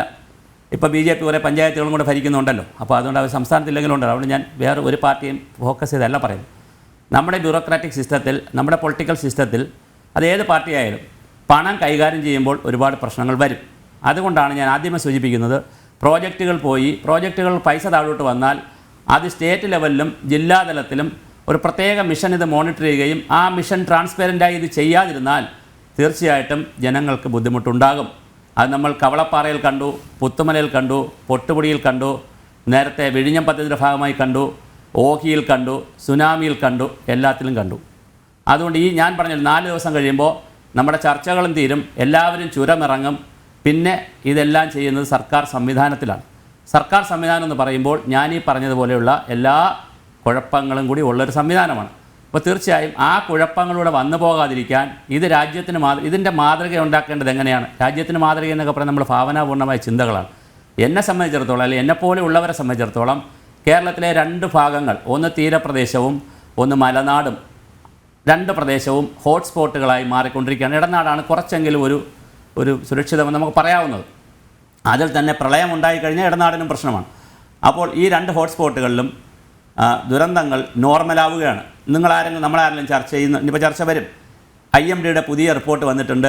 സെപ്റ്റംബർ മാസം ഒന്ന് കടന്നു കിട്ടണം. ലാനിനോ കടലിൽ വന്നിട്ടുണ്ട്. നല്ല മഴ വരാൻ സാധ്യതയുണ്ട്. പ്രളയ സാധ്യത, ഉരുൾപൊട്ടൽ സാധ്യതകൾ അവർ IMD എന്ന് പറഞ്ഞിട്ടുണ്ട്. ആളുകളെ മാറ്റണമെന്നൊക്കെയാണ് പറഞ്ഞിരിക്കുന്നത്. ഈ തിരക്കിനിടയിൽ ആ വാർത്ത സ്ക്രോൾ ചെയ്ത് പോകുന്നില്ല, പറഞ്ഞിരിക്കുകയാണ്. അപ്പോൾ കേരളത്തിൽ ദുരന്തങ്ങൾ നോർമലാവുകയാണ്. 2050 വരെയെങ്കിലും ഇത് പോകാൻ സാധ്യതയുണ്ട് പല കാരണങ്ങളാൽ. അത് ശാസ്ത്രീയ കാരണങ്ങളാണ്. അപ്പോൾ അങ്ങനെ നോർമലായിക്കൊണ്ടിരിക്കുന്ന കേരളത്തിൽ വയനാടുണ്ടായ ഈ ദുരന്തത്തെ നമ്മൾ കാണേണ്ടത് വയനാട് ഉൾപ്പെടെയുള്ള കേരളത്തിലെ സഖ്യപർവ്വത പ്രദേശങ്ങളിലെ 5-6 ജില്ലകളുണ്ട്. 534 പഞ്ചായത്തുകൾ സഖ്യപർവ്വതവുമായി ബന്ധപ്പെട്ട് കിടക്കുന്നതാണ്. അതിനകത്ത് കുറേകൾ വളരെ ഹോട്ട്സ്പോട്ടുകളാണ്. അവിടെയുള്ള ദുരന്തങ്ങളോ ഇതുപോലത്തെ പ്രശ്നങ്ങളോ ഉണ്ടായാൽ അതിനെ മാതൃകാപരമായി രക്ഷിക്കുന്നതിനുള്ള ഒരു മോഡൽ പ്രോജക്റ്റ് ആയിരിക്കണം വയനാട് ഉണ്ടാകേണ്ടത്. അങ്ങനെ ഒരു മോഡൽ പ്രോജക്റ്റും മോഡൽ ടൗൺഷിപ്പെന്നോ വില്ലേജ് ഷിപ്പെന്നോ എന്ത് പേരിട്ടോളൂ, അങ്ങനൊരു സംവിധാനം ഉണ്ടായാൽ തീർച്ചയായിട്ടും അത് മലനാടിന് മൊത്തത്തിൽ നമുക്ക് സംരക്ഷിക്കുന്നതിൻ്റെ മോഡൽ കാര്യം ചെയ്യാൻ പറ്റും. ഇതുപോലെ നമുക്ക് തീരപ്രദേശത്തെക്കുറിച്ചും ചിന്തിച്ചാൽ തീർച്ചയായിട്ടും ആളുകൾ മാറി താമസിക്കില്ല എന്നൊക്കെ പറയുന്നത് വെറുതെയാണ്. ഞാൻ പ്രളയമുണ്ടായപ്പോൾ മത്സ്യത്തൊഴിലാളികളുമായി ബന്ധപ്പെട്ട് അതിൻ്റെ സംസ്ഥാന നേതാക്കളുമായി ബന്ധപ്പെട്ട് പല ചാനലുകളും തർക്കിച്ചിട്ടുണ്ട്. നിങ്ങൾ മാറി താമസിക്കണം കടൽ തീരത്ത് നിന്ന്. അപ്പോൾ ഞങ്ങൾ കടലിൻ്റെ മക്കളാണ്, ഒരുപാട് വൈകാരികമായിട്ട് സംസാരിച്ചു. പക്ഷേ ഇപ്പോൾ കേരള സർക്കാരിൻ്റെ പുനർഗേഹം പദ്ധതിയുടെ ഭാഗമായി അവർ കടലിൻ്റെ അടുത്തുനിന്ന് മാറി താമസിക്കാൻ തയ്യാറാണ്. അപ്പോൾ അതുകൊണ്ട് ഇവിടെ മലനാട്ടിൽ താമസിക്കുന്നവരോട് എനിക്ക് പറയാനുള്ളത്, ഒരു വൈകാരികതയുടെയും പ്രശ്നമില്ല. അവിടെ സ്റ്റീപ്പ് സ്ലോപ്പുള്ള ഏരിയകളിൽ താമസിക്കരുത്. ഗവൺമെൻറ് പറയുന്ന, സാങ്കേതിക വിദഗ്ധർ പറയുന്ന സ്ഥലങ്ങളിലേക്ക് നിങ്ങൾ മാറി താമസിക്കണം.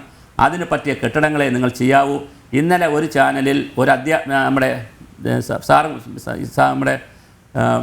സതീഷ് ഗോപി സാറും കൂടെ ഉണ്ടായിരുന്നു ചാനലിൽ. അവിടെ നിന്നൊരു വയനാട്ടിലെ അധ്യാപകൻ പറയുകയായിരുന്നു, അത് വലിയൊരു ചോദ്യമാണ് കേരളത്തോട് ചോദിച്ചത്. നിങ്ങൾ തിരുവനന്തപുരത്തുകാർ, കേരളത്തിലെ നഗരത്തിൽ താമസിക്കുന്നവർ, നിങ്ങൾ സുഖസൗകര്യങ്ങൾ അനുഭവിക്കുകയും ഞങ്ങൾ പരിസ്ഥിതിയെ സംരക്ഷിക്കാൻ സാധാരണ കെട്ടിടവും സാധാരണ ജീവിതവും നയിച്ചാൽ മതിയോ എന്നാണ് എന്നോട് ചോദിച്ചത്. ഭാഗ്യവശാൽ ഞാൻ ഒരു പരിസ്ഥിതിക്ക് അനുയോജ്യമായ വീട് വെച്ച് താമസിക്കുകയും പരമാവധി അങ്ങനെ ജീവിക്കുകയും ചെയ്യുന്ന ഒരാളായതുകൊണ്ട് എനിക്ക് തർക്കിക്കാൻ പറ്റി. അല്ലെങ്കിൽ എനിക്കും പറ്റത്തില്ല. ഇത് ഒരു സ്ഥലത്തെ പ്രശ്നമല്ല. കേരളത്തിൻ്റെ മൊത്തത്തിൻ്റെ പാരിസ്ഥിതികമായ അവലോകനത്തെക്കുറിച്ച് നമ്മൾ ചിന്തിക്കണം. കേരളത്തിൽ മൊത്തം കാലാവസ്ഥ മാറ്റം വലിയ ഗൗരവമായി വരികയാണ്. ആ ഗൗരവത്തിൻ്റെ പശ്ചാത്തലത്തിൽ കേരളത്തിലെ മലനാടുകളെ എങ്ങനെ നമുക്ക് ജനവാസയോഗ്യമായി ജനങ്ങളെ സുരക്ഷിതമായി മാറ്റാമെന്നുള്ളതിൻ്റെ ചിന്തയുടെ ഏറ്റവും നല്ല ലാബായിരിക്കണം വയനാടിൽ ഈ നടക്കേണ്ട പുനരധിവാസം. അതുപോലെയാണ് കോസ്റ്റൽ ഏരിയയിൽ നടക്കേണ്ടത്. ഇങ്ങനെ ഒരു ലാബുകൾ സൃഷ്ടിച്ചാൽ, ഫീൽഡ് ലാബുകൾ സൃഷ്ടിച്ചാൽ തീർച്ചയായിട്ടും നമുക്ക് രാജ്യത്തിനും നമുക്കും എല്ലാം മാതൃകയായി വരും. അതാണ് ഞാൻ പറഞ്ഞത്, ഓരോ ഡിസാസ്റ്ററും അവസരമാണ്. ഈ ഡിസാസ്റ്ററിനെ കേരളത്തെ പുനർനിർമ്മിക്കുവാനുള്ള, കേരളത്തിലെ മലനാടിനെ രക്ഷിക്കുവാനുള്ള, മലനാടിലെ ജനങ്ങളെ രക്ഷിക്കുവാനുള്ള ഒരു പ്രൊജക്റ്റായി നമുക്ക് മാറ്റാൻ കഴിയുമോ? അവിടെ ഒരുപാട് ആളുകൾ തലപൊക്കും. ആ തലപൊക്കുന്നവരെ അപ്പം തന്നെ തല താഴ്ത്തി വയ്ക്കാൻ പറയാൻ നമുക്ക് കഴിയണം. കഴിഞ്ഞില്ലെങ്കിൽ വീണ്ടും അത് മറ്റൊരു ദുരന്തമായി വരും. ഇത് ഞാൻ അനുഭവങ്ങളുടെ പശ്ചാത്തലത്തിൽ മാത്രം പറയുന്നതാണ്. ഇപ്പോഴേ ചാൻസ് ഉള്ളൂ. 2 ദിവസം കൂടെ കഴിഞ്ഞാൽ ചാനലുകൾ ഇതൊക്കെ മറക്കും. ഞങ്ങളെപ്പോലുള്ളവർക്ക് സംസാരിക്കാൻ അവസരം പോലും കിട്ടാറില്ല. അതുകൊണ്ടാണ് ഞാൻ ഇപ്പോൾ ഈ അവസരത്തിൽ ഇത് പറഞ്ഞത്. അതെ, തീർച്ചയായും. ശ്രീ കെ ഗണേഷ് അദ്ദേഹം ടെലിഫോൺ ലൈനിൽ ചേരുകയാണ്. ശ്രീ ഗണേഷ്, തുടരാം. പലതവണ തടസ്സപ്പെട്ടതാണ് സാങ്കേതിക തടസ്സം കാരണം. ചരിത്രത്തിൽ ആദ്യമായിട്ടാണ് ഒരു പ്രധാനമന്ത്രി അദ്ദേഹം ഈ ദുരന്ത മേഖലകൾ, അപകടം നടന്ന മേഖലയിൽ ഈ പ്രധാനമന്ത്രിയുടെ യാത്രാ ചാർട്ടിന് അപ്പുറത്തേക്കുള്ള സമയം എടുത്തുകൊണ്ട് അദ്ദേഹം ഈ ദുരന്ത മേഖലകളിന്റെ വ്യാപ്തി എത്രത്തോളം ഉണ്ട് എന്ന് നേരിട്ടിട്ട് കാണാനും അത് അവരുടെ ഉദ്യോഗസ്ഥരുമായിട്ടും അവിടുത്തെ പ്രദേശവാസികളുമായിട്ടും അത് അനുഭവിച്ച ജനങ്ങളുമായിട്ടും നേരിട്ട് ബന്ധപ്പെടുന്ന ഒരു കാഴ്ച. കാരണം നമുക്കറിയാം, നമ്മൾ കഴിഞ്ഞ 10-12 ദിവസങ്ങളായിട്ട് നമ്മൾ ഓരോരുത്തരും അവിടെ ദുരിതാശ്വാസ പ്രവർത്തനത്തിന് പോയിരുന്ന ആളുകളാണെങ്കിലും ഈ TV-യിലൂടെ ഇത് കാണുന്ന ആളുകളാണെങ്കിലും എല്ലാവരുടെ ഒരു വേദന തന്നെയായിരുന്നു കഴിഞ്ഞ 10-12 ദിവസമായിട്ട് വയനാട്ടിൽ നടന്ന ഈ ഉരുൾപൊട്ടൽ. എന്നാൽ ഇന്ന് പ്രധാനമന്ത്രിയുടെ സന്ദർശനത്തോടെ കേരളത്തിന് ആകെ ഒരു വലിയ ആത്മവിശ്വാസം ഉണ്ടായിട്ടുണ്ട് എന്നതാണ്. നരേന്ദ്രമോദി പറയുന്ന ആ മോദിയുടെ ഗ്യാരണ്ടി, അത് ജനങ്ങൾക്ക് എത്രമാത്രം വിശ്വാസമുണ്ട് എന്ന് ഇന്ന് പല മാധ്യമങ്ങൾക്ക് മുന്നിലേക്കും അവിടെ ഇത് അനുഭവിച്ച ആളുകൾ ഈ നരേന്ദ്രമോദിയുമായി നേരിട്ട് സംസാരിച്ചതിന് ശേഷം മാധ്യമങ്ങൾക്ക് മുന്നിൽ വന്ന് പറയുന്നത് നമ്മൾ കേട്ടു. എത്രമാത്രം ആത്മവിശ്വാസമാണ് ജനങ്ങൾക്ക് ഉണ്ടായത് എന്നാണ്. അത് അദ്ദേഹത്തിന്റെ മുൻകാലങ്ങളിലെ ചരിത്രം തന്നെയാണ്. അത് പ്രധാനമന്ത്രി ആയതിനു ശേഷം കേരളത്തിൽ നടന്ന അപകടങ്ങൾ, അത് പുറ്റിങ്ങൽ അപകടത്തിലാണെങ്കിലും അതേപോലെ തന്നെ ഓഖി ദുരന്തം ഉണ്ടായ സമയത്ത്, കാരണം ഓഖി ദുരന്തം ഉണ്ടായ സമയത്ത് കടലിന്റെ മക്കളൊക്കെ വളരെയേറെ വൈകാരികമായി പ്രതികരിച്ച സമയത്ത് എങ്ങനെയാണ് കേന്ദ്ര സർക്കാർ അവിടെ ഇടപെട്ടത്, അതുപോലെ തന്നെ അവിടെ ഇടപെടുകയും പ്രധാനമന്ത്രി തന്നെ നേരിട്ടെത്തുകയും അവർക്ക് നൽകിയ ആത്മവിശ്വാസവും, അതേപോലെ തന്നെ പ്രധാനമന്ത്രി ആവാസ് യോജനയിൽ 1000-ൽ-അധികം വീടുകൾ ആണ് അദ്ദേഹം അവിടെ ഈ പ്രദേശങ്ങളിൽ നിർമ്മിച്ചു കൊടുക്കുകയും ചെയ്ത കാഴ്ചകളൊക്കെ നമ്മൾ കണ്ടിട്ടുണ്ട്. അത് കവളപ്പാറ ദുരന്ത സമയത്താണെങ്കിലും ഇപ്പോൾ നമ്മുടെ വയനാട്ടിൽ ദുരന്തം ഉണ്ടായ സമയത്ത് വളരെ സ്ഫുടതയോടുകൂടി തന്നെ സർക്കാർ സംവിധാനങ്ങൾ പ്രവർത്തിച്ച കാഴ്ച. കാരണം എത്രയും വേഗത്തിൽ തന്നെയാണ് മിലിറ്ററി സർവീസ് അവിടെ എത്തുകയും അവിടുത്തെ ഏറ്റവും പ്രധാനപ്പെട്ട ബെയിലി പാലം ഉണ്ടാക്കുന്നതിനുള്ള ഇടപെടലുകൾ നടത്തുകയും ഒക്കെ ചെയ്തതെന്ന് നമ്മൾ കണ്ടിട്ടുണ്ട്. അപ്പൊ ഇത്തരത്തിലുള്ള ഒരു വലിയ ആത്മവിശ്വാസം ജനങ്ങൾക്ക് ഉണ്ടായിട്ടുണ്ട്. അത് പ്രധാനമന്ത്രിയുടെ വരവിൽ ഉണ്ടായിട്ടുണ്ട്. അത് വരും ദിവസങ്ങളിൽ, കാരണം ഒരു തകർന്നു കിടക്കുന്ന ഒരു ജനതയ്ക്ക് എങ്ങനെയാണ് ഒരു ഭരണാധികാരി അല്ലെങ്കിൽ ഒരു ഭരണത്തിന് നേതൃത്വം കൊടുക്കുന്ന ആൾ ആത്മവിശ്വാസം കൊടുക്കുന്നത് എന്നത് നമ്മൾ നേരിട്ട് തന്നെ ലൈവായിട്ട് നമ്മൾ TV ചാനലുകൾക്ക് മുന്നിലൊക്കെ കേരളത്തിൽ ഓരോ മലയാളിയും കണ്ടുകൊണ്ടിരിക്കാൻ, ലോകത്തിലെ മുഴുവൻ സ്ഥലങ്ങളിലുള്ള മലയാളികളും ഇത് കണ്ടുകൊണ്ടിരിക്കുന്ന കാഴ്ച നമുക്കറിയാം. കാരണം അത് അത്രമാത്രം ആത്മവിശ്വാസമാണ്. കാരണം എങ്ങനെയാണ്, കാരണം അദ്ദേഹത്തിന്റെ നേരിട്ടുണ്ടായ ഗുജറാത്തിലുണ്ടായ അനുഭവങ്ങളൊക്കെ വിവരിച്ചുകൊണ്ട് അവിടെ രാഷ്ട്രീയം ഒന്നും നോക്കാതെ തന്നെ കേരളത്തിലെ ജനങ്ങളെ എങ്ങനെയാണ് അദ്ദേഹം ചേർത്ത് പിടിച്ചത്. ഒരു മഹത്തായ രാജ്യം അല്ലെങ്കിൽ ഒരു ഏറ്റവും വലിയ ജനാധിപത്യ രാജ്യം, ഒരു 2 ഗ്രാമമാണ് ഒലിച്ചു പോയിരിക്കുന്നത്. കാരണം 2 പൂർണ്ണമായിട്ടും ഒലിച്ചു പോയിരിക്കുന്ന ഗ്രാമത്തെ അവിടെ ബാക്കി വരുന്ന ജനതയെ എങ്ങനെയാണ് അവർക്ക് ആത്മവിശ്വാസം കൊടുത്ത് നിർത്തുന്നത് എന്ന് നമ്മൾ കണ്ടിട്ടുണ്ട്. അത് വലിയ പ്രചോദനം തന്നെയാണ്. കാരണം അദ്ദേഹത്തിന്റെ വാക്കുകൾ, അദ്ദേഹത്തിന്റെ ബോഡി ലാംഗ്വേജ് ഒക്കെ ശ്രദ്ധിക്കുന്ന ആളുകൾക്കറിയാം. അവിടെ നമ്മളൊക്കെ അവിടുത്തെ ആശുപത്രികളിലും ദുരന്ത പ്രദേശങ്ങളിലൊക്കെ ചെല്ലുന്ന സമയത്ത് എത്രമാത്രം ഒരു തകർന്നിരിക്കുകയാണ്. നമുക്കറിയാം അവന്തികയൊക്കെ ഇന്ന് പ്രധാനമന്ത്രി ചേർത്ത് നിർത്തുന്ന ആ കാഴ്ച. കാരണം അവന്തികയൊക്കെ നമ്മൾ തുടക്കം മുതലേ അവന്തികയെ ആ വിംസ് ഹോസ്പിറ്റലിൽ പോയി കാണുന്ന സമയത്തൊക്കെ അവന്തികയൊക്കെ ഉണ്ടായിരുന്ന ഒരു മാനസിക അവസ്ഥ, അദ്ദേഹത്തെ ആ കുട്ടിയൊക്കെ കാണുന്ന സമയത്ത്, പക്ഷെ ഇന്ന് പ്രധാനമന്ത്രിയുടെ മുന്നിൽ അദ്ദേഹം അത്ര ആത്മവിശ്വാസത്തോടെയാണ് ആ കുട്ടി അതിനെ അതിജീവിക്കാൻ പോകുന്നത്. ആ അതിജീവനത്തിന്റെ ഒരു തുടക്കമാണ് ഇന്ന് കേരളത്തിൽ പ്രധാനമന്ത്രിയുടെ സന്ദർശനത്തിൽ ഉണ്ടായിക്കൊണ്ടിരിക്കുന്നത്. കാരണം അദ്ദേഹത്തെ എങ്ങനെയാണ് അവരെ ചേർത്ത് നിർത്തുന്നത്. കാരണം ഈ സമയത്ത് മറ്റൊന്നിനുമല്ല, അവർക്കുള്ള സ്വാതന്ത്ര്യമാണ്. കാരണം അതിജീവിക്കാനുള്ള ഒരു കരുത്ത് ആ ഒരു രാഷ്ട്രം എങ്ങനെയാണ് അവർക്ക് കൊടുക്കുന്നത് എന്നുള്ളത് ഇന്ന് പ്രധാനമന്ത്രിയുടെ സന്ദർശനത്തിൽ നമുക്ക് കാണുവാൻ സാധിക്കുന്നുണ്ട്. കാരണം മറ്റുള്ള കാര്യങ്ങളൊക്കെ ആണെങ്കിലും അത് ഒരു തരത്തിലും പണത്തിന്റെ കാര്യങ്ങളാണ്. കാരണം അദ്ദേഹം ഏറ്റവും കൂടുതൽ ചെലവഴിച്ചത് ആ സ്കൂളിലാണ്. കാരണം ആ സ്കൂൾ എങ്ങനെയാണ് എന്ന് അദ്ദേഹം അവിടുത്തെ ഉദ്യോഗസ്ഥരോടൊക്കെ ചോദിച്ചറിയുന്നത് നമുക്ക് കാണാൻ സാധിച്ചിട്ടുണ്ട്. കാരണം ആ സ്കൂളിന്റെ പുനരുജ്ജീവനം അങ്ങനത്തെ കാര്യങ്ങളൊക്കെ അദ്ദേഹം എത്രമാത്രം ശക്തമായിട്ട് ഇടപെടാൻ പോകുന്നു എന്ന്. കാരണം പണത്തെക്കുറിച്ച് ചിന്തിക്കേണ്ടതില്ല, പണത്തെക്കുറിച്ച് അല്ല ചിന്തിക്കേണ്ടത്. കാരണം അവരുടെ മറ്റുള്ള കാര്യങ്ങളിലേക്ക് കടക്കണം എന്നുള്ള പ്രധാനമന്ത്രിയുടെ വാക്കുകൾ. അതെ, തീർച്ചയായും ശ്രീ കെ ഗണേഷ്, പ്രധാനമന്ത്രി വലിയൊരു പ്രതീക്ഷ തന്നെയാകുകയാണ്. ശ്രീ സതീഷ് ഗോപി, അവസാനമായി കൂട്ടിച്ചേർക്കാനുള്ളത്. ലോകത്ത് കഴിഞ്ഞ 90-ന് മുമ്പ്, അതായത് 2000-ന് മുൻപുള്ള കാലഘട്ടത്തിൽ ഓരോ ഡെക്കേഡിലും 10 വർഷത്തെ ആ ഒരു സ്പാനിൽ 500,000, അതായത് 5 ലക്ഷം പേരോളം പ്രകൃതി ദുരന്തങ്ങളിൽപ്പെട്ട് മരിച്ചുകൊണ്ടിരുന്ന സമയത്ത് വളരെ എഫക്റ്റീവായിട്ട് ഡിസാസ്റ്റർ മാനേജ്മെൻറ്റ് നടപ്പിലാക്കിയതുകൊണ്ട്, ലോകം മുഴുവൻ അഡോപ്റ്റ് ചെയ്ത് അതിന് വേണ്ടിയിട്ടുള്ള പ്രതിരോധം തീർത്തതുകൊണ്ട് അതിന് ശേഷമുള്ള ഡിക്കേഡിൽ അതിൻ്റെ മരിച്ചു പോകുന്ന, അതായത് ഓരോ ദുരന്തത്തിൽപ്പെട്ട് മരണപ്പെടുന്നവരുടെ സംഖ്യ പകുതിയാക്കി കുറയ്ക്കാൻ കഴിഞ്ഞിട്ടുണ്ട് എന്ന് പറയുമ്പോൾ, കേരളത്തിൽ കഴിഞ്ഞ ഒരു ഡെക്കേഡ് എടുക്കുകയാണെങ്കിൽ ദുരന്തങ്ങൾ കൂടിക്കൂടി വരികയാണ്. കാലാവസ്ഥാ വ്യതിയാനം മൂലം അത് കേരളത്തിലുണ്ടാക്കുന്ന പ്രത്യാഘാതം കൂടി വരികയാണ്, മരണപ്പെടുന്നവരുടെ സംഖ്യയും കൂടി വരികയാണ്. അതേസമയം ഇന്ത്യയിൽ നോക്കുകയാണെങ്കിൽ ദുരന്തങ്ങളിൽ മരണപ്പെടുന്നവരുടെ എണ്ണം നമുക്ക് ഒരളവ് വരെ കുറയ്ക്കാൻ കഴിഞ്ഞിട്ടുണ്ട്. അത് എന്താണ് വെളിപ്പെടുത്തുന്നത് എന്ന് വെച്ചാൽ, കേരളത്തിൽ ഡിസാസ്റ്റർ മാനേജ്മെൻറ്റിന് വളരെ ഇമ്പോർട്ടൻസ് കൊടുത്ത് എല്ലാ കാര്യത്തിലും പ്രിപ്പയർഡ്നെസ്സും മിറ്റിഗേഷനും നമ്മുടെ റെസീലിയൻസും പ്രതിരോധ ശേഷി വർദ്ധിപ്പിക്കൽ, ജനങ്ങൾക്കത് പറഞ്ഞ് ജനങ്ങളെ ബോധവൽക്കരിച്ച് ഒരു ദുരന്തമുണ്ടായാൽ ദുരന്തത്തിനെ എങ്ങനെ അഭിമുഖീകരിക്കണം എന്ന രീതിയിൽ ജനങ്ങളെ തയ്യാറെടുപ്പിച്ച് നിർത്തേണ്ട ഒരു സമയം ആഗതമായി കഴിഞ്ഞു. വളരെ മോശമായ ഒരു സമയത്തിലൂടെയാണ് നമ്മൾ കടന്നു പോകുന്നത്. അത് അനിവാര്യമാണ്. ഏറ്റവും കൂടുതൽ ഇമ്പോർട്ടൻസ് കൊടുക്കേണ്ടത് അതിനാണ് എന്ന് പറഞ്ഞുകൂടെ നിർത്തുന്നു. അതെ, തീർച്ചയായും ചർച്ചയുടെ സമയം ഇവിടെ പൂർണ്ണമാവുകയാണ്. ദുരന്തമുഖത്ത് കേരളം ഒറ്റയ്ക്കല്ല എന്ന് പ്രധാനമന്ത്രി ആവർത്തിച്ചു പറഞ്ഞു കഴിഞ്ഞു. വിശദമായ മെമ്മോറണ്ടം പരിശോധിച്ച ശേഷം പ്രതീക്ഷാ നിർഭരമായ കാര്യങ്ങൾ തന്നെ കേന്ദ്രത്തിൽ നിന്നുണ്ടാകുമെന്ന് നമുക്കും കരുതാം. ജനം ഡിബേറ്റ് പൂർണ്ണമാകുന്നു. പങ്കെടുത്ത എല്ലാ അതിഥികൾക്കും നന്ദി. ഒപ്പം പ്രേക്ഷകർക്കും നമസ്കാരം.